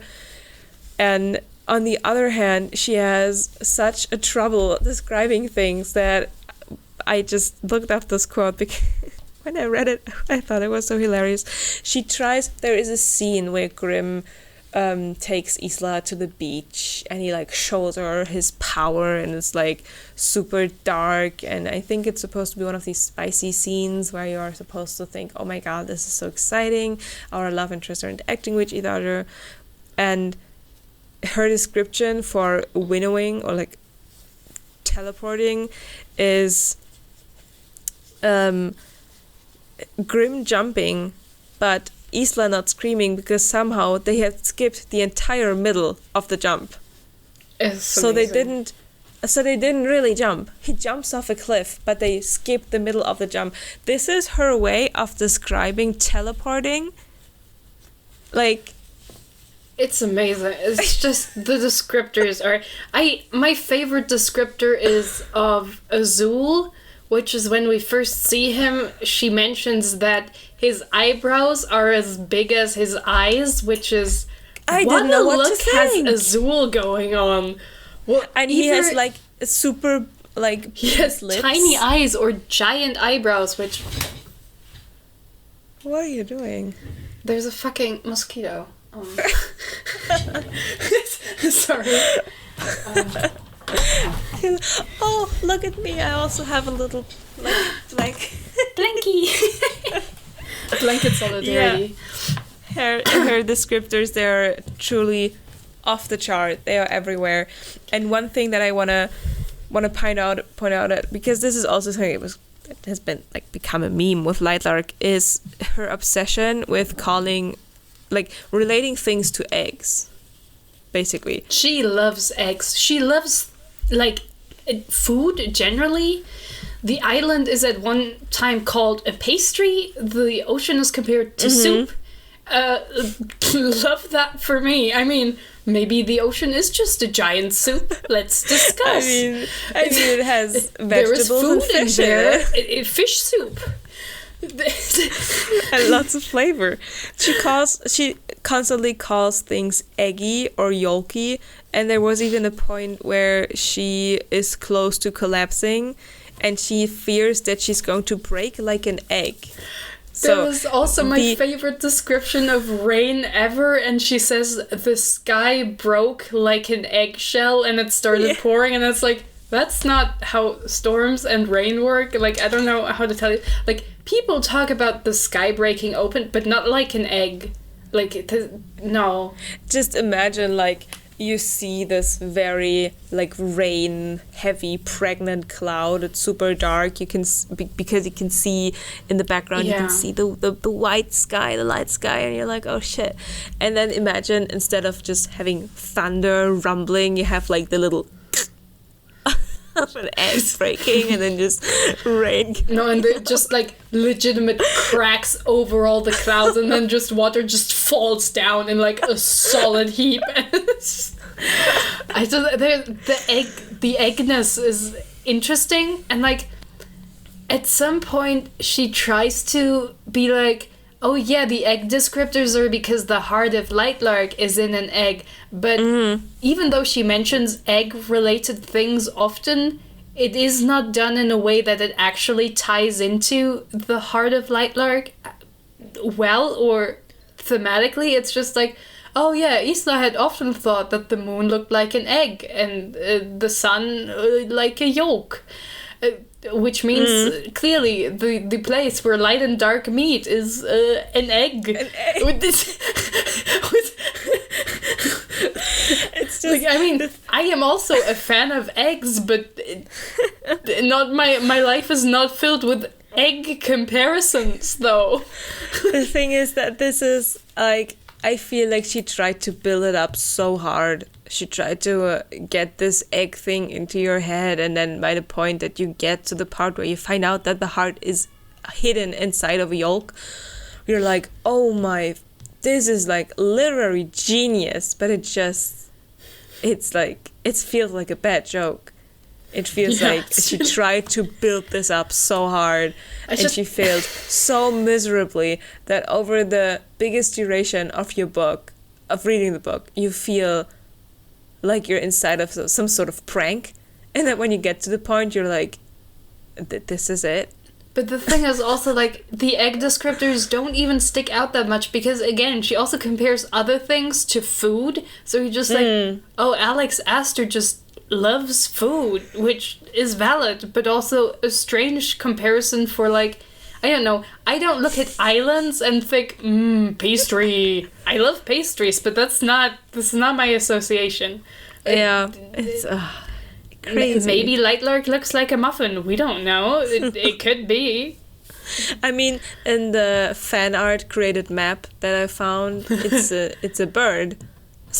Because it lays an egg, I guess. I just also like Lightlark is like the main island, and then there's these like islands around, and each realm has one. The broken up parts. Yeah, and they're connected by super long bridges, which is strange. They don't. Because the bridges are not. Boats are new. Yeah, I guess boats don't work. But also like the bridges are not described as like as being hard to navigate. Isla is just afraid of heights, so she doesn't want to go over the bridges without prodding.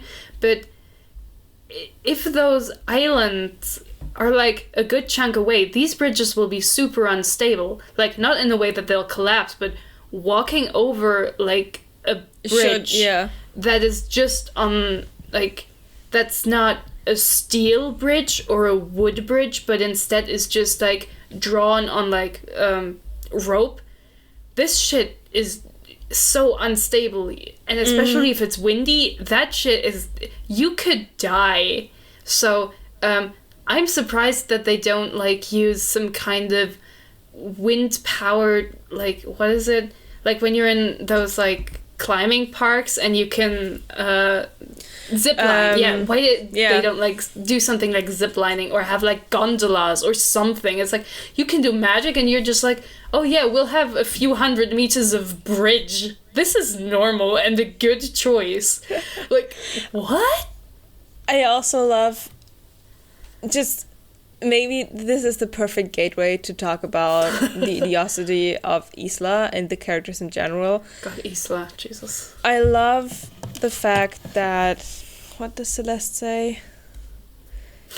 Celeste says that Isla moves like a shadow and strategizes like a general, and we are supposed to believe that Isla is super smart.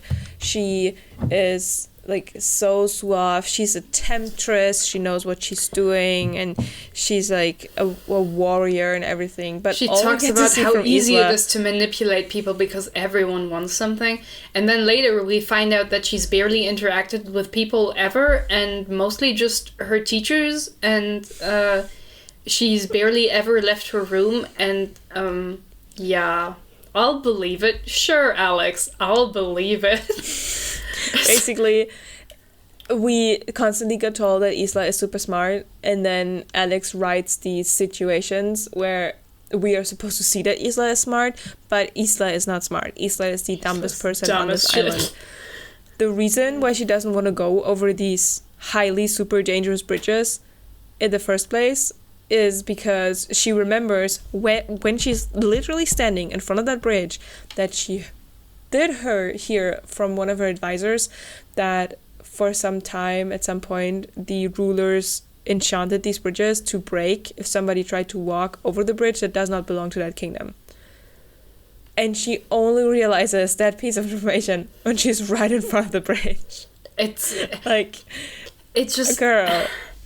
It happens several times, but also just her inner monologue is just a express train to stupid town. This woman is not intelligent.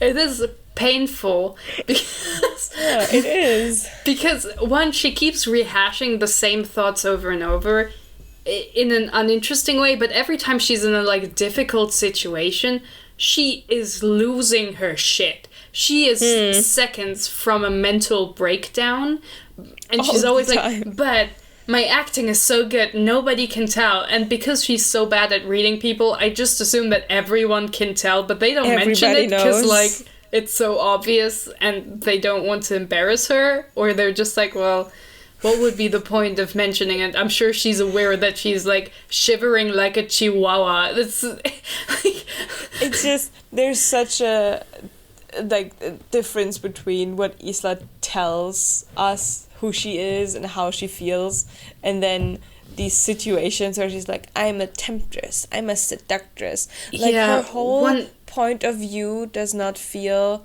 like we're reading about a like early 20s person, late teens person who has been instructed to be like a killer in like a godless, like goddess body, like temptress, seductress, everything s, like she's amazing. It doesn't feel like reading that.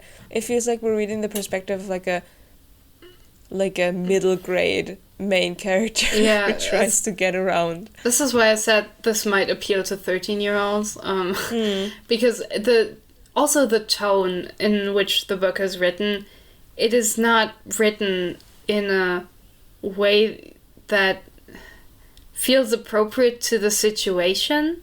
Like, Isla and Cleo fight, but it's like catty mean girl shit. It's not the way a 500-plus-year-old woman would interact with a teenager who's kind of annoying and a little tactless. It's not...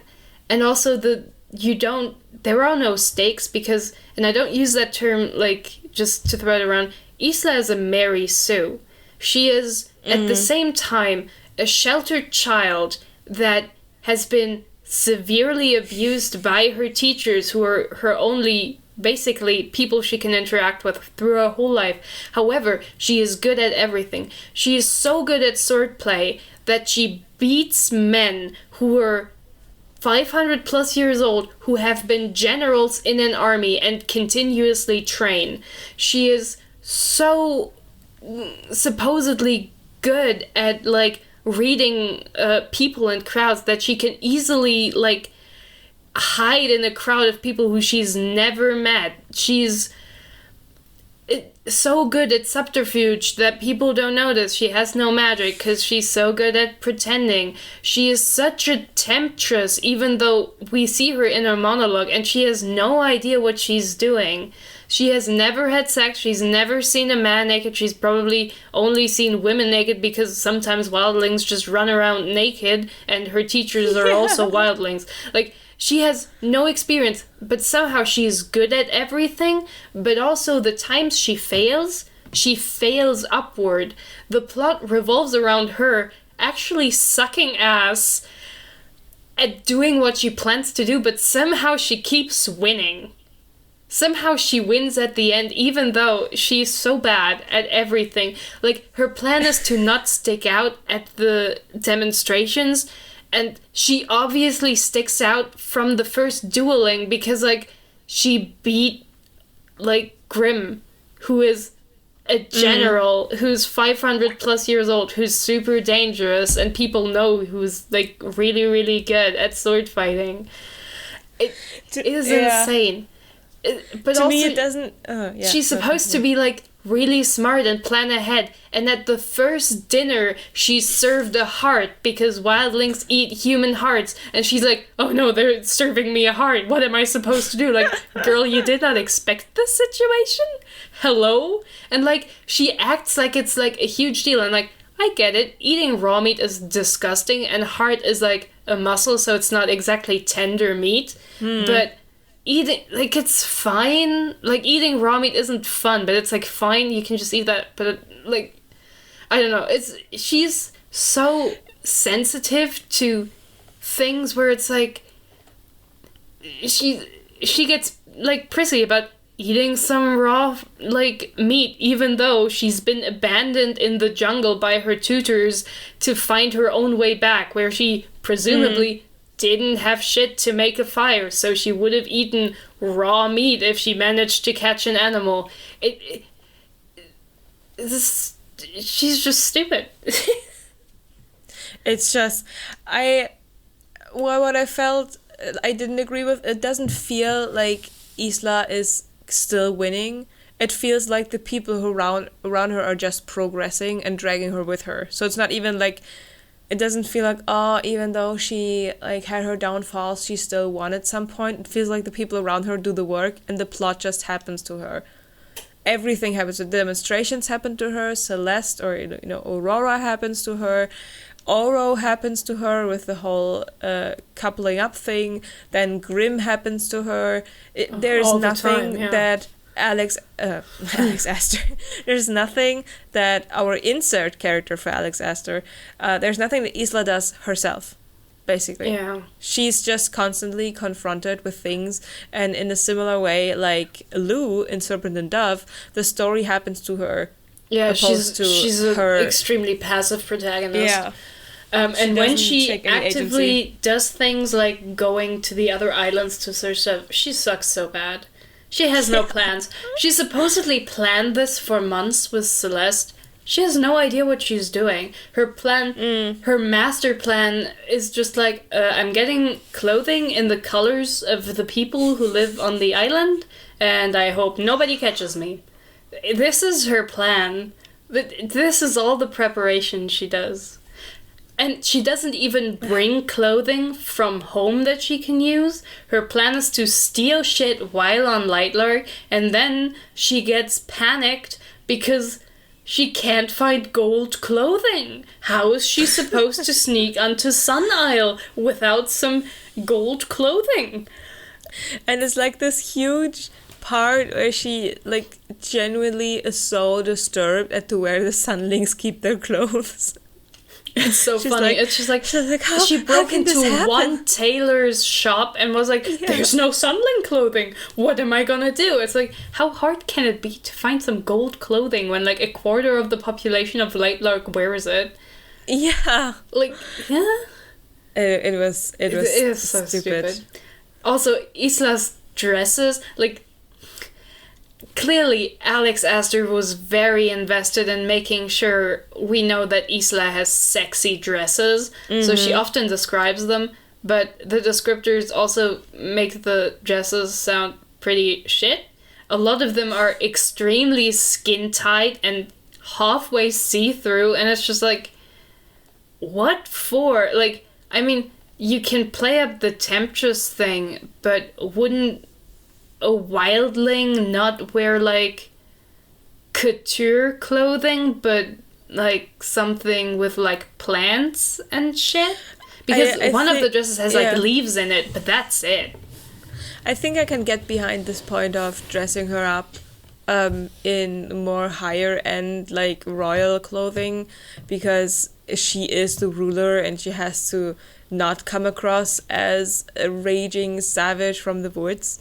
But what I also noticed, like, I agree with your points, but what I also noticed is that not only is the clothing impractical that she wears, but they are described in the books negatively.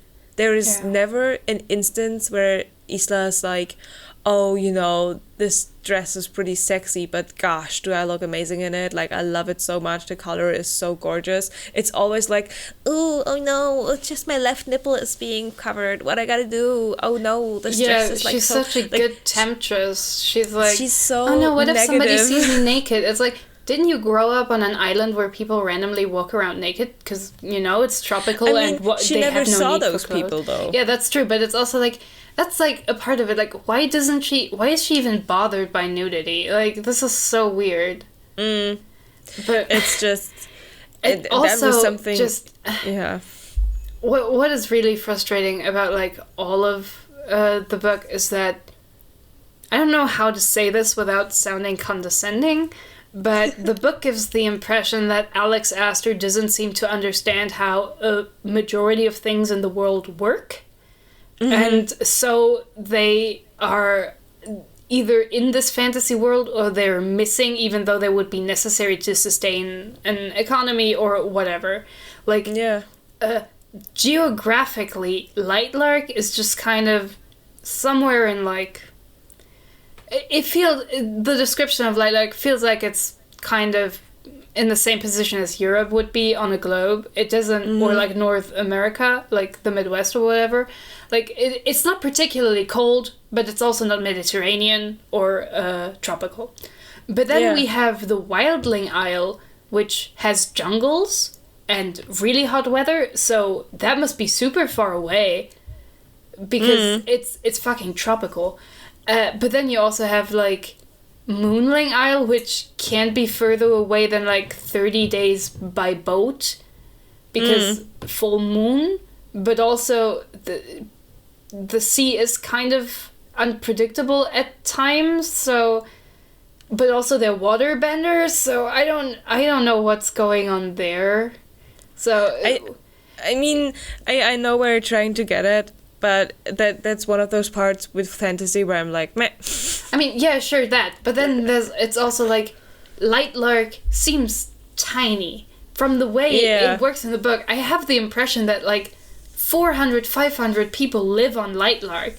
We get described the main marketplace and it has like, 10 shops on it? It's like, it seems tiny. And then but then it's like, oh yeah, all of these like, factions have like a ruler, but they also have like nobles, and they have enough nobles to fill like a ballroom. And it's like, where are all these people coming from? And then everything is extremely luxurious, but nothing hints that there's any kind of industrialization. We have no idea where things come from. They seem to just manifest out of thin air. We don't see any livestock or any like place where the wool for clothing or like cotton could be coming from. We have no. It is incredibly weird, but like again, Lightlark seems tiny because Isla and Oro travel across the entire island looking at those fucking plants and then looking for places the heart could be, and it seems so small. Like, they search the places, like, they look into each individual plant and it only takes them a few days. Like, I don't know how to say it, but even if you had, like, a normal-sized field of wheat, if you were trying to look at every plant individually, it would take you forever already, and those aren't even big, you know? Like, it seems so tiny, and then they have a bunch of nobles, and they have a bunch of rulers, and why is there a king at all? If all the realms live on Lightlark, and each has a ruler, why aren't the rulers in, like a council or something? Why would they allow anyone to be king? Why would any of the rulers be like, yeah, you know what, I would like someone who makes decisions for me. I hate ruling. I think they have a king because of this original story where they said that the Sunling created Lightlark. So that's why the Sunlings are like the royal family. But the weird thing is, though, like, why would the others put up with that? Like, you know? Because most people, especially in, like, absolute monarchies, aren't exactly people who are fine with, like, limited power. They're used to getting everything they want. So why would they be willing to put up with a king who's above them? And also, the weird shit about Lightlark is that, like, everyone gets super old.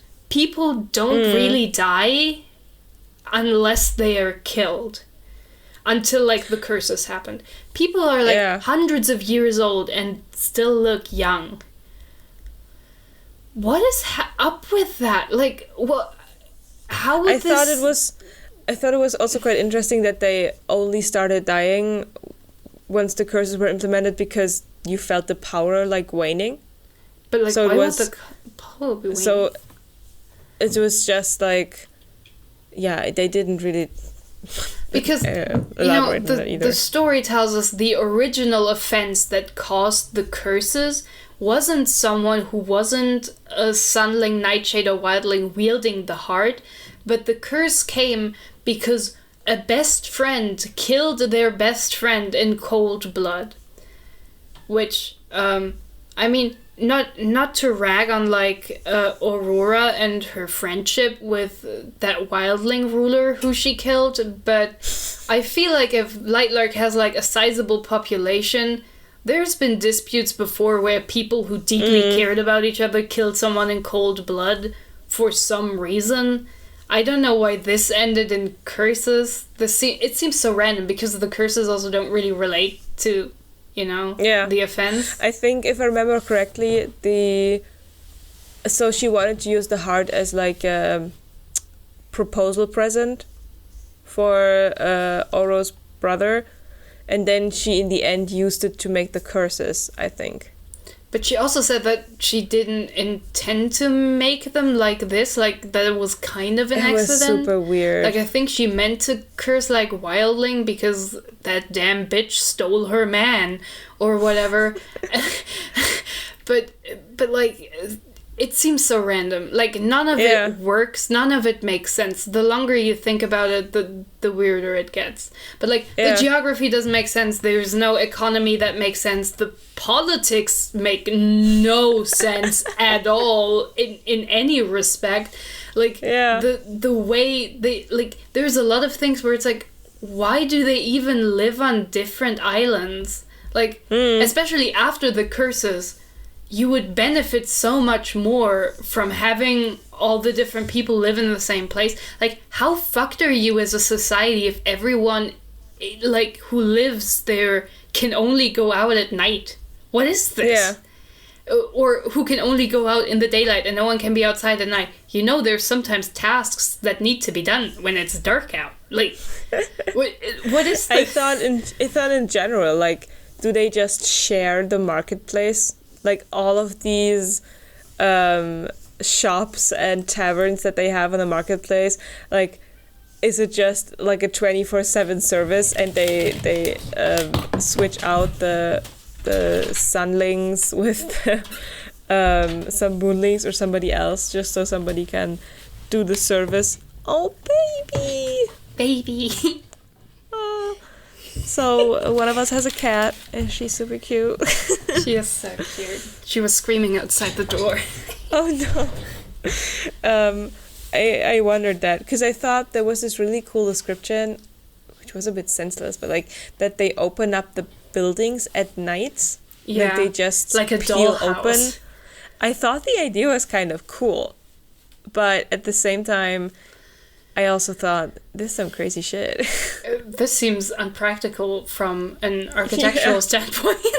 Yeah. But, like, there's a number of things where it's like, ooh, this is a cool aesthetic or a cool idea. And it's like, yeah, this is just Pinterest boards and, like, some very thin twine connecting some ideas. Like, yeah. It's just basically hope holding it together. Yeah. The characters are also so bad. Like, I just can't get over how Grimm is literally just bargain bin recent. He's just... And this is why Nightshades have all those powers, because Recent has really cool, varied powers. But most of them are just his, like, personal cool powers that... Yeah. Like... There's the something that they people call, don't like... really have, so... They call it, like, a flare or something. Oh, and it's spelled differently at different points, which is really fun. At one point, it's spelled like flare, like, you know, an intense fire, like a flare. Yeah. And at some point, it's spelled like flare with an AI, which like a manner of doing something, you know, with like, where it's like, oh, you're all gay or whatever with your like nice flare. But yeah, I was like, wait, this is spelled differently. Amazing. I totally didn't catch that. The good world I was building. so confused by the flares because they're not really introduced much. Yeah, it's just randomly mentioned that rulers can also have like special powers that don't conform to the general things that they can do. And like Oro's flare is that he can tell when people are lying, which, I mean, it's practical, I guess, as a king, but also... Okay. It seems a little overpowered, I must say, but it's also pretty random. And like, I think Grimm also has like, is his teleportation, I think, his flare. I think, yeah.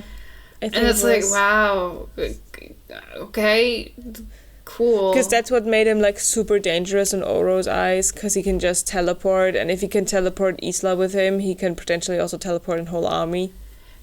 I mean, okay, that was not established. Like, you can't touch an entire army at once, so we don't know how that exactly. But I feel like, isn't it much more dangerous that he can literally turn himself invisible and you're never actually sure if he's in the room or not, because he can also walk through walls or whatever? Not at all. I feel like that's a lot more threatening than like... I feel like the huge, teleportation. like, black cloud of destruction was also kind of really dangerous. Yeah, and also, like, Grimm has, like, when they're on the beach, he has this whole moment where he's like, I could open a black hole right on this beach. Yeah. I could turn this entire island to dust. And I was like, okay. But I won't. Why didn't you kill anyone during the first centennial Yeah. then, when all of you were trying to kill each other? How did you not murder anyone? Like, I get that, like, maybe both Oro and Grimm are super powerful, but, like, Cleo can do cool shit with ice and water, but, like, if you open a black hole where she's standing, it's not like she can do much about it. Like, I feel like... The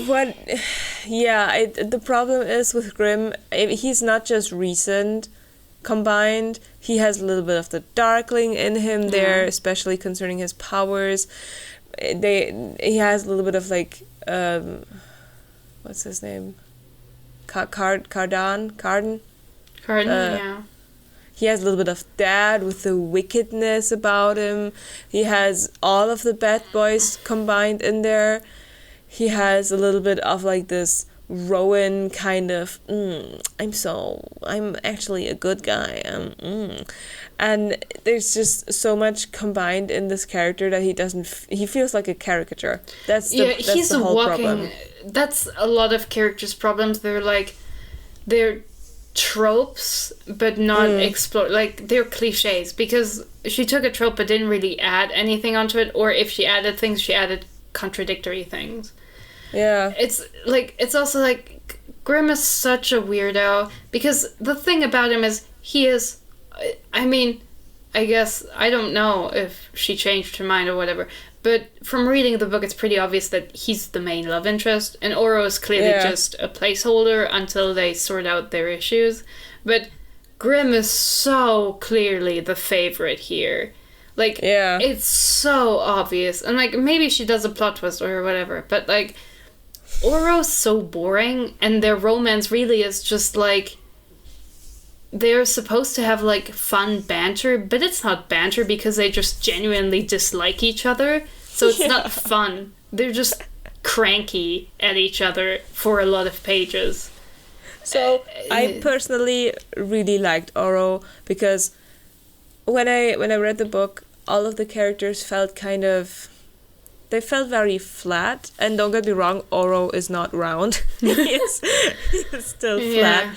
But when we get first introduced to him, there was something, like, that I thought was kind of interesting, because they're like, he's like the boring, young-looking, sexy king who doesn't, like, really be involved in anything.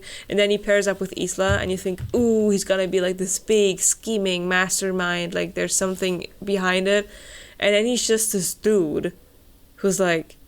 Emotionally constipated, I'm trying to find this heart, like, can you fucking help me? But please just shut your effing mouth while we search for this flower. You can go die in a ditch, but at least point me to the thing that I need to look at. He's just so tired the entire time. And it's understandable. And that was very entertaining to me. Because at that point, I was just as annoyed with Isla as he was. And it was just like, thank God, not somebody who wants to bone her. Someone who's equally just done with this woman. I think that the thing about Oro is that Alex actually made an effort there, because she tried to... Like, his behavior is relevant to the plot, which is why he got any kind of exploration at all. But, like, she tried to actually draw conclusions of what his position would turn him into. Like, being a king with so much power and living in a world where being in love gives that person access to your power is lonely. And it makes you paranoid and a weirdo. But, and, like, that's an interesting concept. It's not quite explored, but there's a little bit of it, which makes it more interesting. But also, he can literally tell when people are lying to him, so he could just literally just straight up ask anyone why they hang out with him and stuff, and, you know,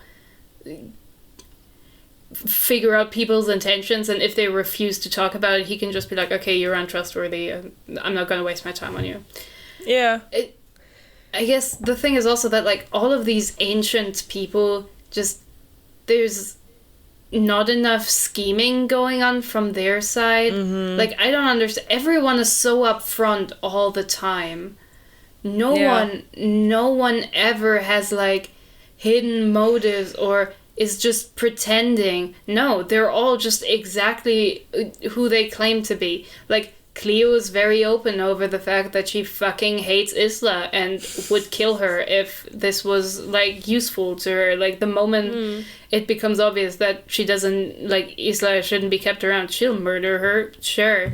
Like, Oro is a bitch to everyone, and it turns out he is just like that.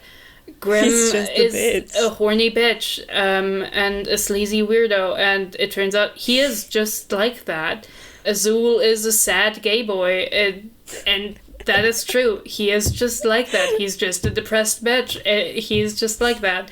Isla is kind of stupid, and it's true. She is just like that. She is always honest with her emotions. She's not even trying to,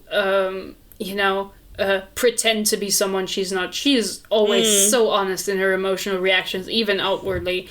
Like, the only one who's lying is, like, Celeste, who is secretly Aurora, but that's only because she has a plot twist, because while she's Celeste, she's like, oh, my only motivation is to help Isla and be Isla's friend. And then when she's Aurora, she's like, my only motivation is that I'm power hungry and actually evil. I'm so evil. Cool. There's nothing there. Like, everyone's super upfront about what they want from Isla or from each other. There's no cool interplay or anything. That's true. The one thing that I was frustrated about, not by Alex Aster specifically, but by this whole premise itself, was that I thought it would have, like, it could have been so fucking good, especially with the scheming, because I honestly wouldn't want to read a magical Hunger Games, because the Hunger Games only worked so well as a book because of the whole politics aspect around it and how it was, like, set up, that it made it interesting, and because they were, like, kids, and I wouldn't really want to read, like, a fantasy Hunger Games, because it's like, okay, whatever, you can just fight. What I thought was going to be the interesting part, especially when it started with, for the first couple of days we're not allowed to kill each other, was the scheming. I thought, oh my god, it's gonna be so good, and in the end, when those 50 days are over and they are allowed to kill each other, there's gonna be so much suspense, because there's so many, like, different scheming plots going on, and, like, people, like, backstabbing each other. I thought it was going to be so interesting, and then it was such a huge disappointment, and I thought, it could have been so good. Yeah. But it wasn't, because we had those MacGuffin plots. The thing also is that, like, from the description, and maybe I'm just stupid, this might be on me, but my impression from the was, like, that, not that they were specifically cursed, but just that their powers came with curses generally. Like, that these things were considered curses, so but it wasn't a specific curse put in place at a specific time. It was just like, and from the way it read to me, and the better story I imagined in my brain was that, like, the book description just talks about the wildling curse, which, like, lends itself because, like, they're, like, cursed to kill who they're in love with, and they eat human hearts, and it's like, this is a cool fantasy take on, like, okay, you have powers of seduction, but the seduction is also your weakness. You can, like, make people love you or want you, but you cannot want anyone else. And, like, you have to eat hearts, but you have to protect yours.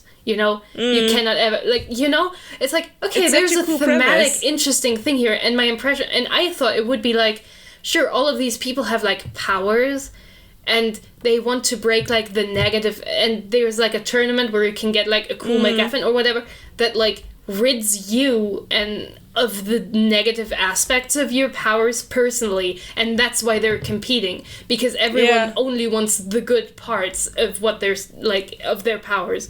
But that's not what we get. We just get random shit.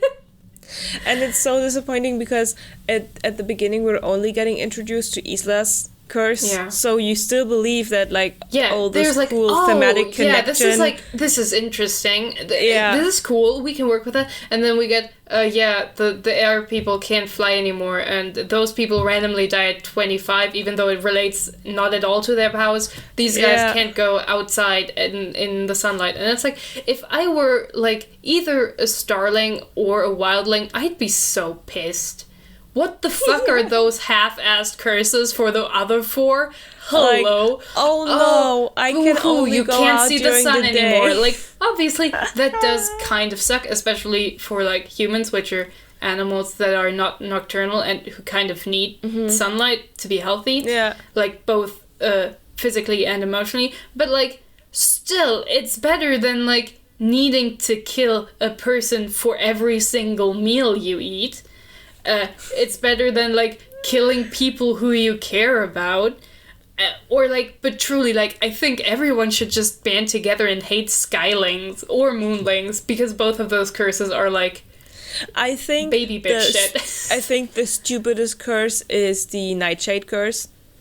They can't go out at night. Like, are you fucking kidding me? You're usually sleeping during that time. Yeah, it's like, if these were obviously not human, this would make sense, but no. No, because they just... I can get the thing with the moonlings, like were originally, sea people, and now they can't go out, and they are like stuck on their island because they can't really move more than anything that's like 30 days or like 15 days here, there and back. And for the skylings, they built their whole like infrastructure and everything that their culture was based on the fact that they can fly around. And now in their new lands, they had to like cater everything to just walking. But really, the nightshades, like, what's their problem? Yeah, they can't go out scheming at night anymore. They can't scream at the moon. Can't party at night anymore. Oh no, you're fucked. But also, like, if I was, like, nightshades, like, if you, like, move to, the polar regions, if you just, like, travel there and back between summer and winter, you can just go outside whenever. Like, depending. It's just... the curses are so pointless and so weak that it's... They don't even, there's no themes here. Nothing fits thematically. There's, 50 different ways you could try to inject themes into this, but it would fundamentally change the story so that it would not be recognizably Lightlark anymore. The thing is, because I was thinking, okay, how would I fix this? And, depending on what point you settle on that you want to keep, the story changes into something so radically different if you consistently, try to keep these ideas and make them work. That's you can't fix this because it's broken in 20 places, and if you fix one of them, none of the others work anymore either, and it breaks it in new ways. You cannot fix the story and keep it recognizably what it is. You can keep some names, but why would you? Isla Crown, terrible. Azul, wow, he has to wear blue. Huh, crazy. Grim. Wow. Cool. He's a grim guy. I think this was especially one of those reasons why her original editor dropped her, and why also it wasn't picked up for ages, because there is so much just structurally wrong with simply Lightlark. A bad story. It is you can find you can find better fanfic written by 12-year-olds. I bet you there's some 50k, I don't know. What is something teenagers like? I'm not. Undertale was very popular with teenagers. So someone's Undertale fanfic, which is probably also not particularly good, but which will be better than whatever this is, because at least they have characters who make sense. The thing is, if it was at least a form of self-aware trashy, then it could have been fun. Yeah. but it wasn't because she wants this to be a serious book series. The funny thing is it's supposed to be like both sexy and kind of dark YA fantasy, and it just failed so hard at both. Like, the scenes that are supposed to be sexy are just like either sexual harassment or just like not sexy because they're funny instead, but like because they're bad, not because like they're humorous. Because the writing and descriptions are just so weak that it's not engaging. Yeah. It's like, and like not it's funny, also not haha, dark, funny, weird. because no one dies. No one even gets, like, sure, some people get injured, but not in a like meaningful way. They're hurt and then they get healing magic and then they're fine again. I feel like, and here's the thing, it's also supposed to be catered to younger YA fans, so I understand why this probably was an option, but just showing the people who have to die for the hearts, for example, would make it a lot darker, because it will not only be like, ew, Isla has to eat a heart, it would be, you know, like, hammer the fact home that these are people that she's eating, or that they have to eat constantly. Just these little things, it would make it so much more interesting. These demonstrations being maybe a little bit more ruthless and more scheming than just having a duel or something. It would add so much depth. You have to swim through cold water. Oh no. That's really bad. It's there was a lot of wrong with Lightlark. I think there's a lot to say about this book, and there's a 4-hour video that's just it's amazing. Please watch it. It's like the work that the creator put into it was crazy to put this down. But there's literally no way of turning Lightlark into something that is enjoyable, because the book doesn't let you enjoy it in your own way. You can't read it as a trashy book because it takes it so seriously. You can't read it as a serious book because it's not good enough to be a serious book. You can't read it as a romance because the romance is appalling. It's not interesting. It's not even dark romance. It's just people.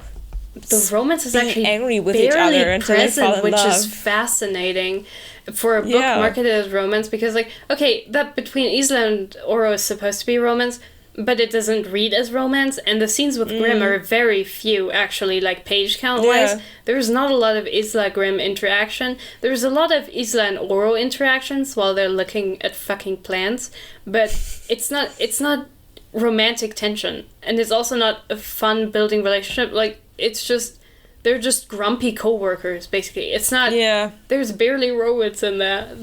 It's just, you can't, and it's like, you can't even forgive the bad world building, because the characters are also not good. You know what I mean? Yeah. You can say whatever you want about Sarah J. Maas, and I certainly have said a lot of things about her writing, but especially A Court of Mist and Fury, which is, I think, the most positively regarded of anything she's ever written, has some strong character work in it. There are themes and, like, there are characterizations and interactions that really resonate with people. Even people who don't like Sarah's work generally are, like, more positive towards Mist and Fury, because there is some really good character work. Even though the plot and the world building is fairly weak, and Sarah's writing is also not particularly great, prose-wise, not like content-wise, but just the prose itself.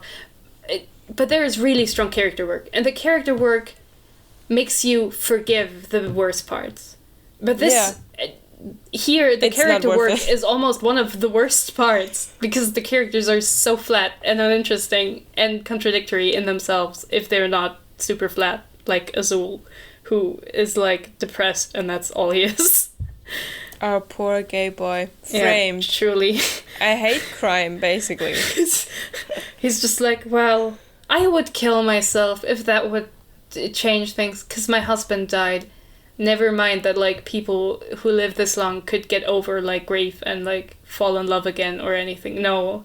He's just like, my husband died hundreds of years ago, but I'm still sad about it. Yeah. It is like from Little Britain. We're like some of those he's like the only that gay in mate town, for life. so.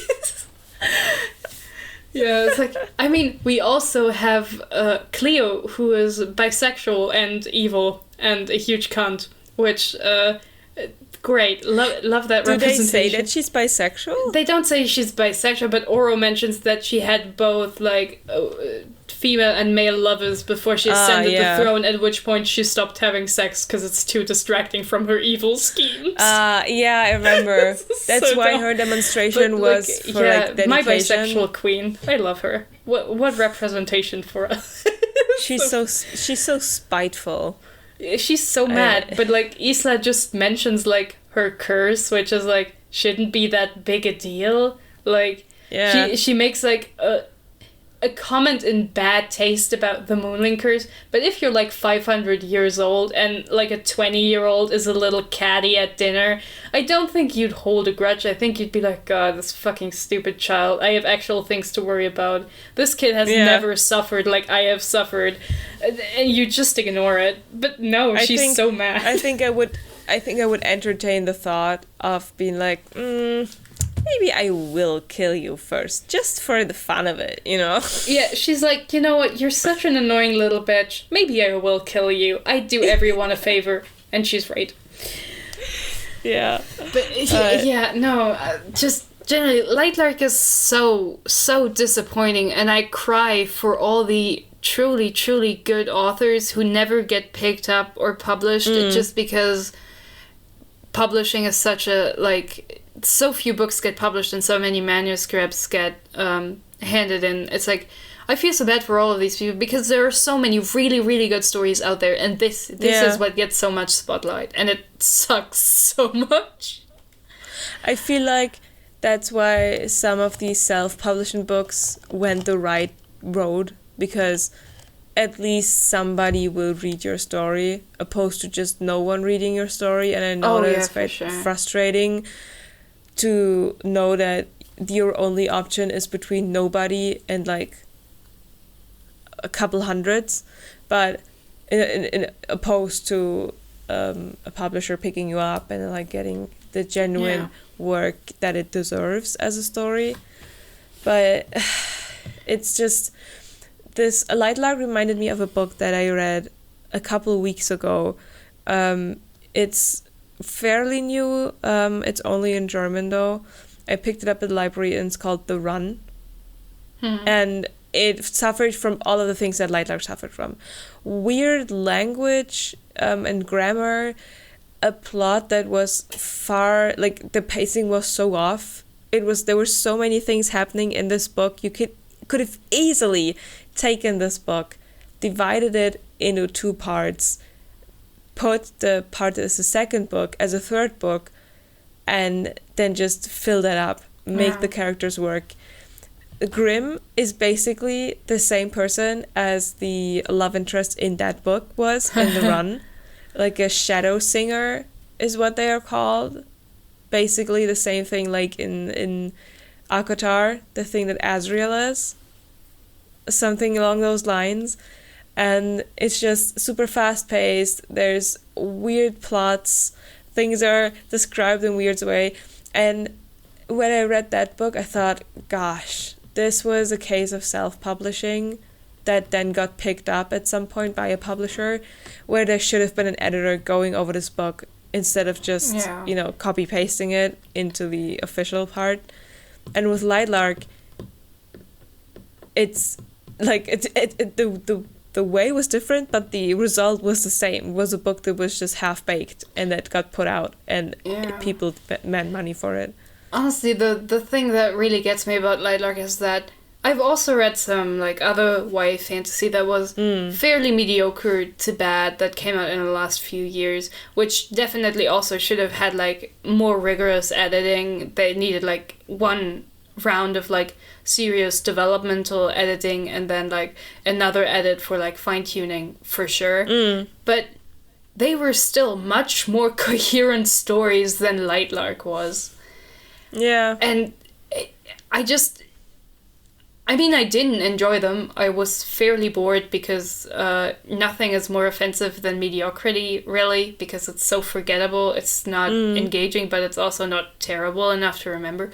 But Lightlark has like some memorable bits just by being so awful at being the book it's trying to be. It's just like, wow, maybe I am too harsh on some of the more mediocre lower end of mediocre shit. Maybe there are because much something worse like things Lightlark out here. exists. Yes. I mean, honestly, from everything I've heard about books that are popular on TikTok, I've just learned you can't read any of them. None of them are good. Anything that's like really, really recommended by like Book Talk, don't read it. Don't bother unless you have like a trusted friend recommending it to you, or you like mediocre garbage. I think it really depends. Sometimes there are these videos on TikTok where it's like books that were 5 stars or books that were said to be 5 stars but that weren't, and it's a total mix. Like I'm like, oh yeah, I'm nodding along like this was a bad book, and then I'm like, what the fuck, this isn't a bad book. But I think the kind of books that do well that are recommended on TikTok are the ones that don't take themselves serious anyway. Yeah. If they are entertaining to read, then usually reading them either gives you genuine joy or it's a good trashy read. A lot of them are just like recommendations. It's like TikTok is like 5 years behind like BookTube, because like I've seen like some of those very popular like recommendation, like here are some fantasy books you should read that are super good, and they'll hold up one book after another where I know either because I've read them or I've seen like people talk in detail about them, and they all suck, and I'm like, this is not a good book. This is also not a good book. This is also not a good book. What the fuck? None of these are good books. Why are you recommending them? It's just... I think, yeah. I'm also not a good judge of that because I gotta admit, I like reading books that are a bit trashy. And it just...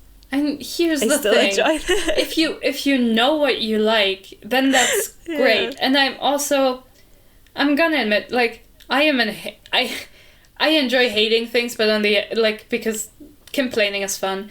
But also, sometimes I wish my standards were lower, because I think it would be more fun to enjoy more things. Like, I would love to enjoy more things. However, I just can't. I get so bored and frustrated with these books, and it's like, I wish I could like them. I think if I gave you some of the books that I really enjoyed, you would, like, rip them apart. And I would kill you immediately. I would beat you to death with those books. For example, like, because I finished this book 2 days ago, and I basically annihilated it. The first one was The Love Hypothesis, so the Raylo fanfiction. Yeah. And then in August, I think it was, she published the second book, which is called Love on the Brain. And it's so similar to The Love Hypothesis. It's similarly stupid, like super, what's it called? Super kitschy kind of, and like over the top, and it's like hashtag STEMinist and stuff. That it's just so stupid, but I loved it. I fucking loved it. But if I were to give you that book, you would throw it out of the window after reading the first 10 pages. The thing is, it's not... I think we all have, like, things that bother us more or less. And, like, I also like some books that are, I'm gonna be honest, not particularly good, but they have, like, either an aspect or there's, like, some particular kind of drama in it that I find very entertaining. And so I enjoy reading them. But, I think because I've read a lot of books that are just so mediocre, I'm so burnt out on them. Because... especially when I started reading, like, I read, like, so many books in, like, the first 2 years of when I got back into reading. I read, like, 150 books in, like, 2 years. Oh, my God. So, like, at the beginning, I also enjoyed, like, the mediocre nonsense, or that's even, like, not that great, but had, like, And I was really good at focusing on the good aspects, but the more you read of this mediocre schlock, the more similar they get, you know? You feel like, I've read this book before. Not this specific book, not the specific premise, not even this character, but it feels like I've read this before. Mm-hmm. And it's so boring. Like, I have read something that I think is much worse than some of the mediocre shit that I absolutely hate, but it was extremely funny and extremely entertaining.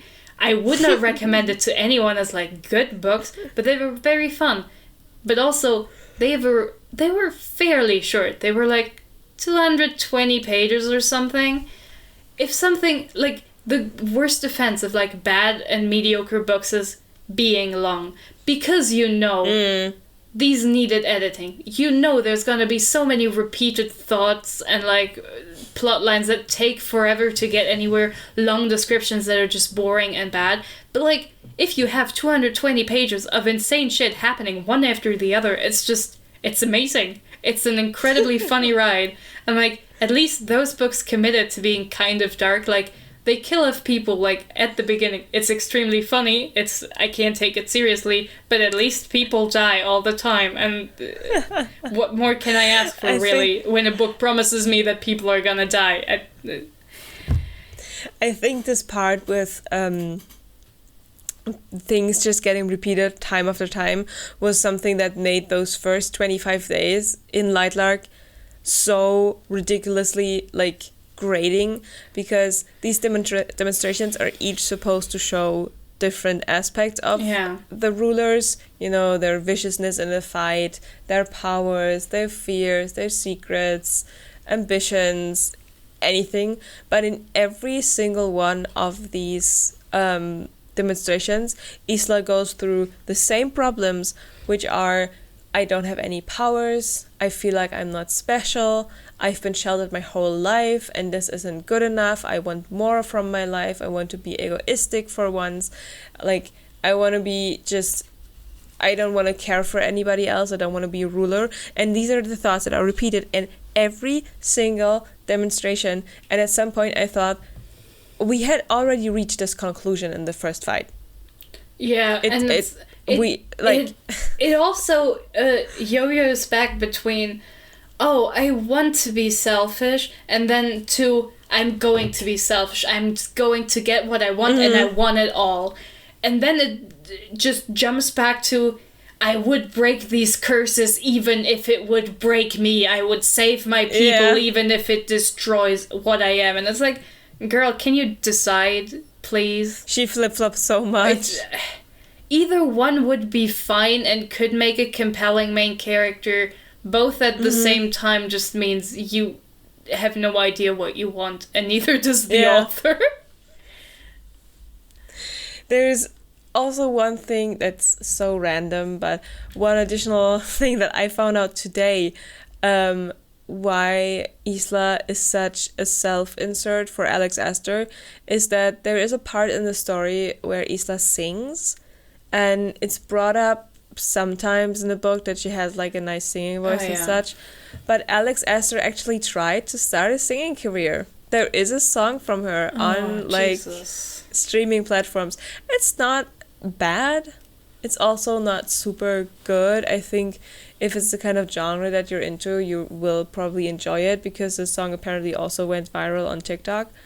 But yeah, I found that out and I thought, Jesus. I mean, honestly, like, also, Isla is so weird just because she's meant to be a character who was, like, trained to fight and seduce, and that's who she is.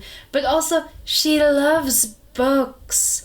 Guys, she loves books so much, and she loves chocolate so much, and I was like, am I reading Throne of Glass? Is this Selena Sidothian? What is this? Are we in Sarah J. Maas? What is this fucking... Why is she, like, getting off on eating chocolate? What is this? Yeah. It was... That was such a weird scene. It was so like, pointless. They meet for the very first time... No, for the, like, second time or something. Yeah, Isla and Graham meet at the marketplace. And he's like, I'm gonna take you to this chocolate shop. And then he orders like truffles and stuff. And it's such a weird scene where he like feeds her. And they're like, she's like, he's a bad guy. I can't get close to the Grimmy Grim. He's like, he's the Antichrist. I can't collaborate with him. He shall never see me. And a couple of pages later, she's like licking off chocolate from his fingers. And it's she's like, leaning back with eyes closed, moaning around chocolate he just fed her. And it's like... Yeah. It's such a weird scene, the way it's described, because she's like orgasmic to the point that she enjoys like, this chocolate. She's like, she just came from eating that chocolate. It's... If I were in that shop, I'd be so uncomfortable. I'd be like... I mean, I do like my chocolate, but not like this. That's too much. Yeah, it really is. It's just... that was totally this book, not... There's just... Like, the more you talk about it, the more there is to talk about. Like, the first time we, like, when I was putting my notes together, at first I was like, I don't even have anything to say. This book was just kind of bad. And then we started talking about details, and I was like, oh no, there's something on like every second page you could talk about for like several minutes, and it just never ends. In the beginning, I started putting down notes in my e-reader, and then I quickly had to stop because it got was too tiring. Much. It got so tiring to just like either I had to dial down my level of at which point am I going to like write something down, or I would have to keep up and very high frequency of just putting notes into my e-reader. It was really, it's hard work, you know. It's so hard.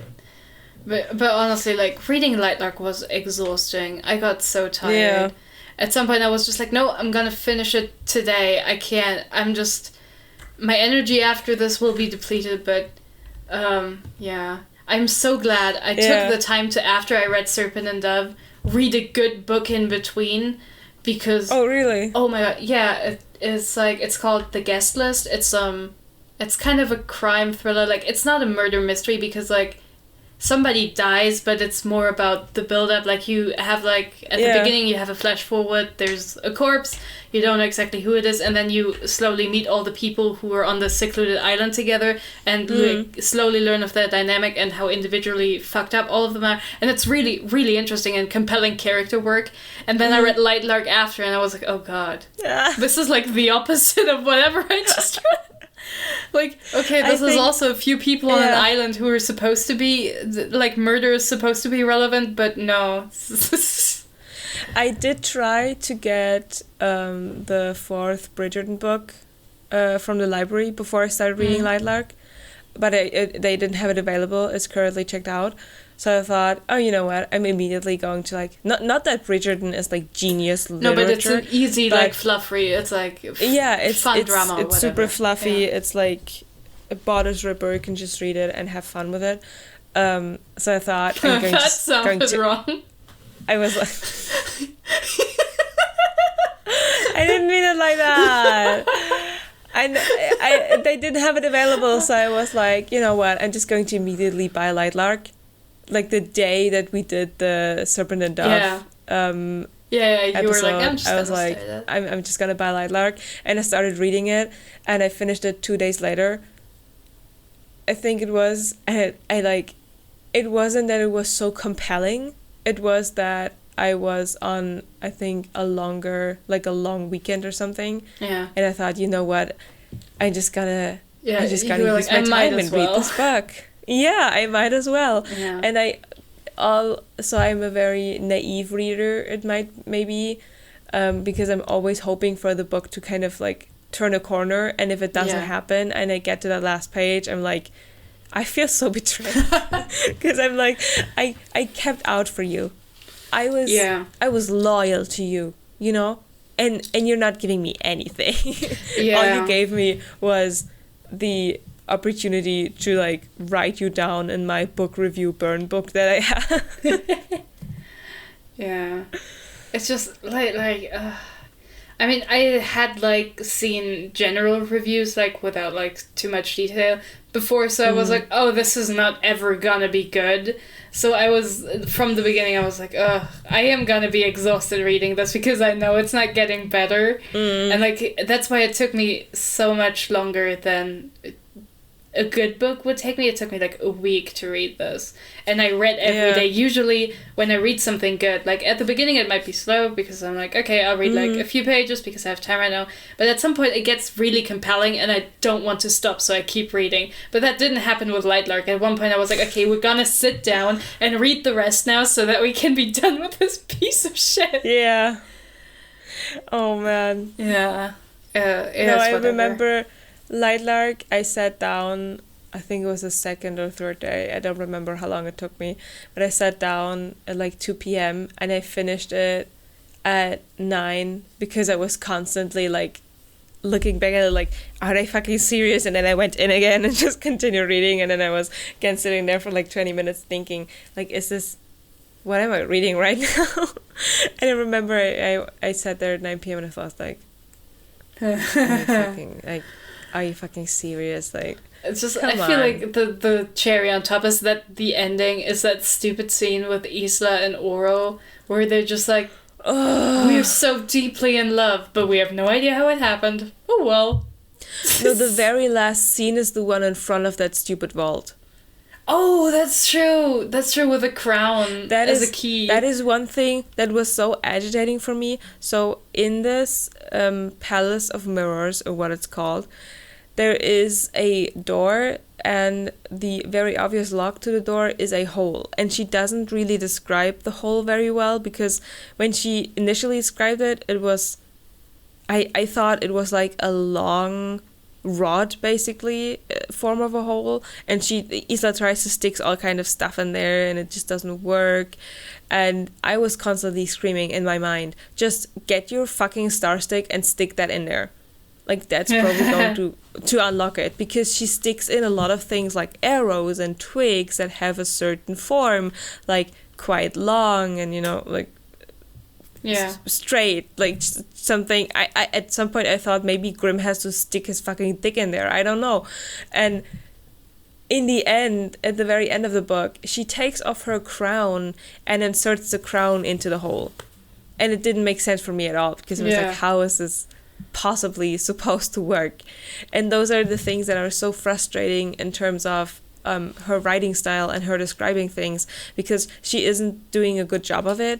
It creates confusion for the reader, or at least for one reader, for me, because I just really didn't get it.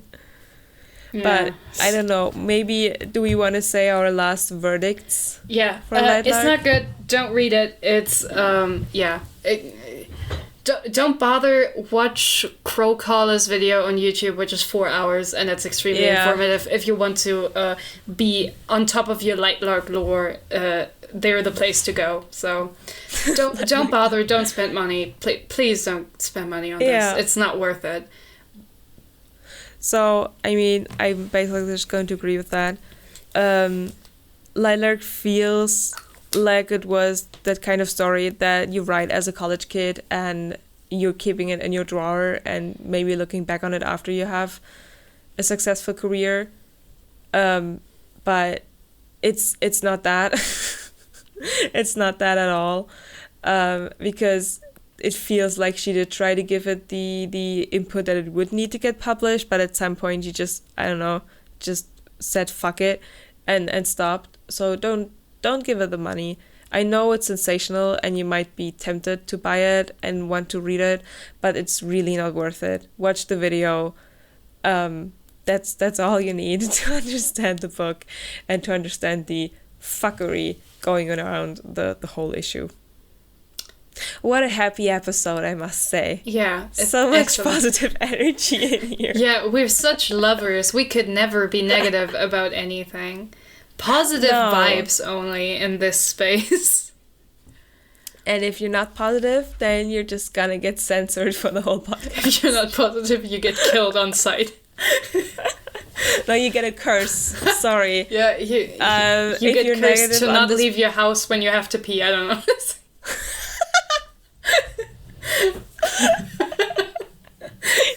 curse to only read Lightlark for the rest of your life. Yeah. All right. So, With that being said, that's what you get for being a hater. only fun times around here. Thank you so much for listening to the episode. We hope you had some fun, and with adding the time from the podcast and the YouTube video, you will hopefully spend more than 6 hours of your life consuming Lightlark content. It's good for you. It's better than spending 6 hours reading the book, so. It truly is. All right. Yeah. Goodbye. Goodbye.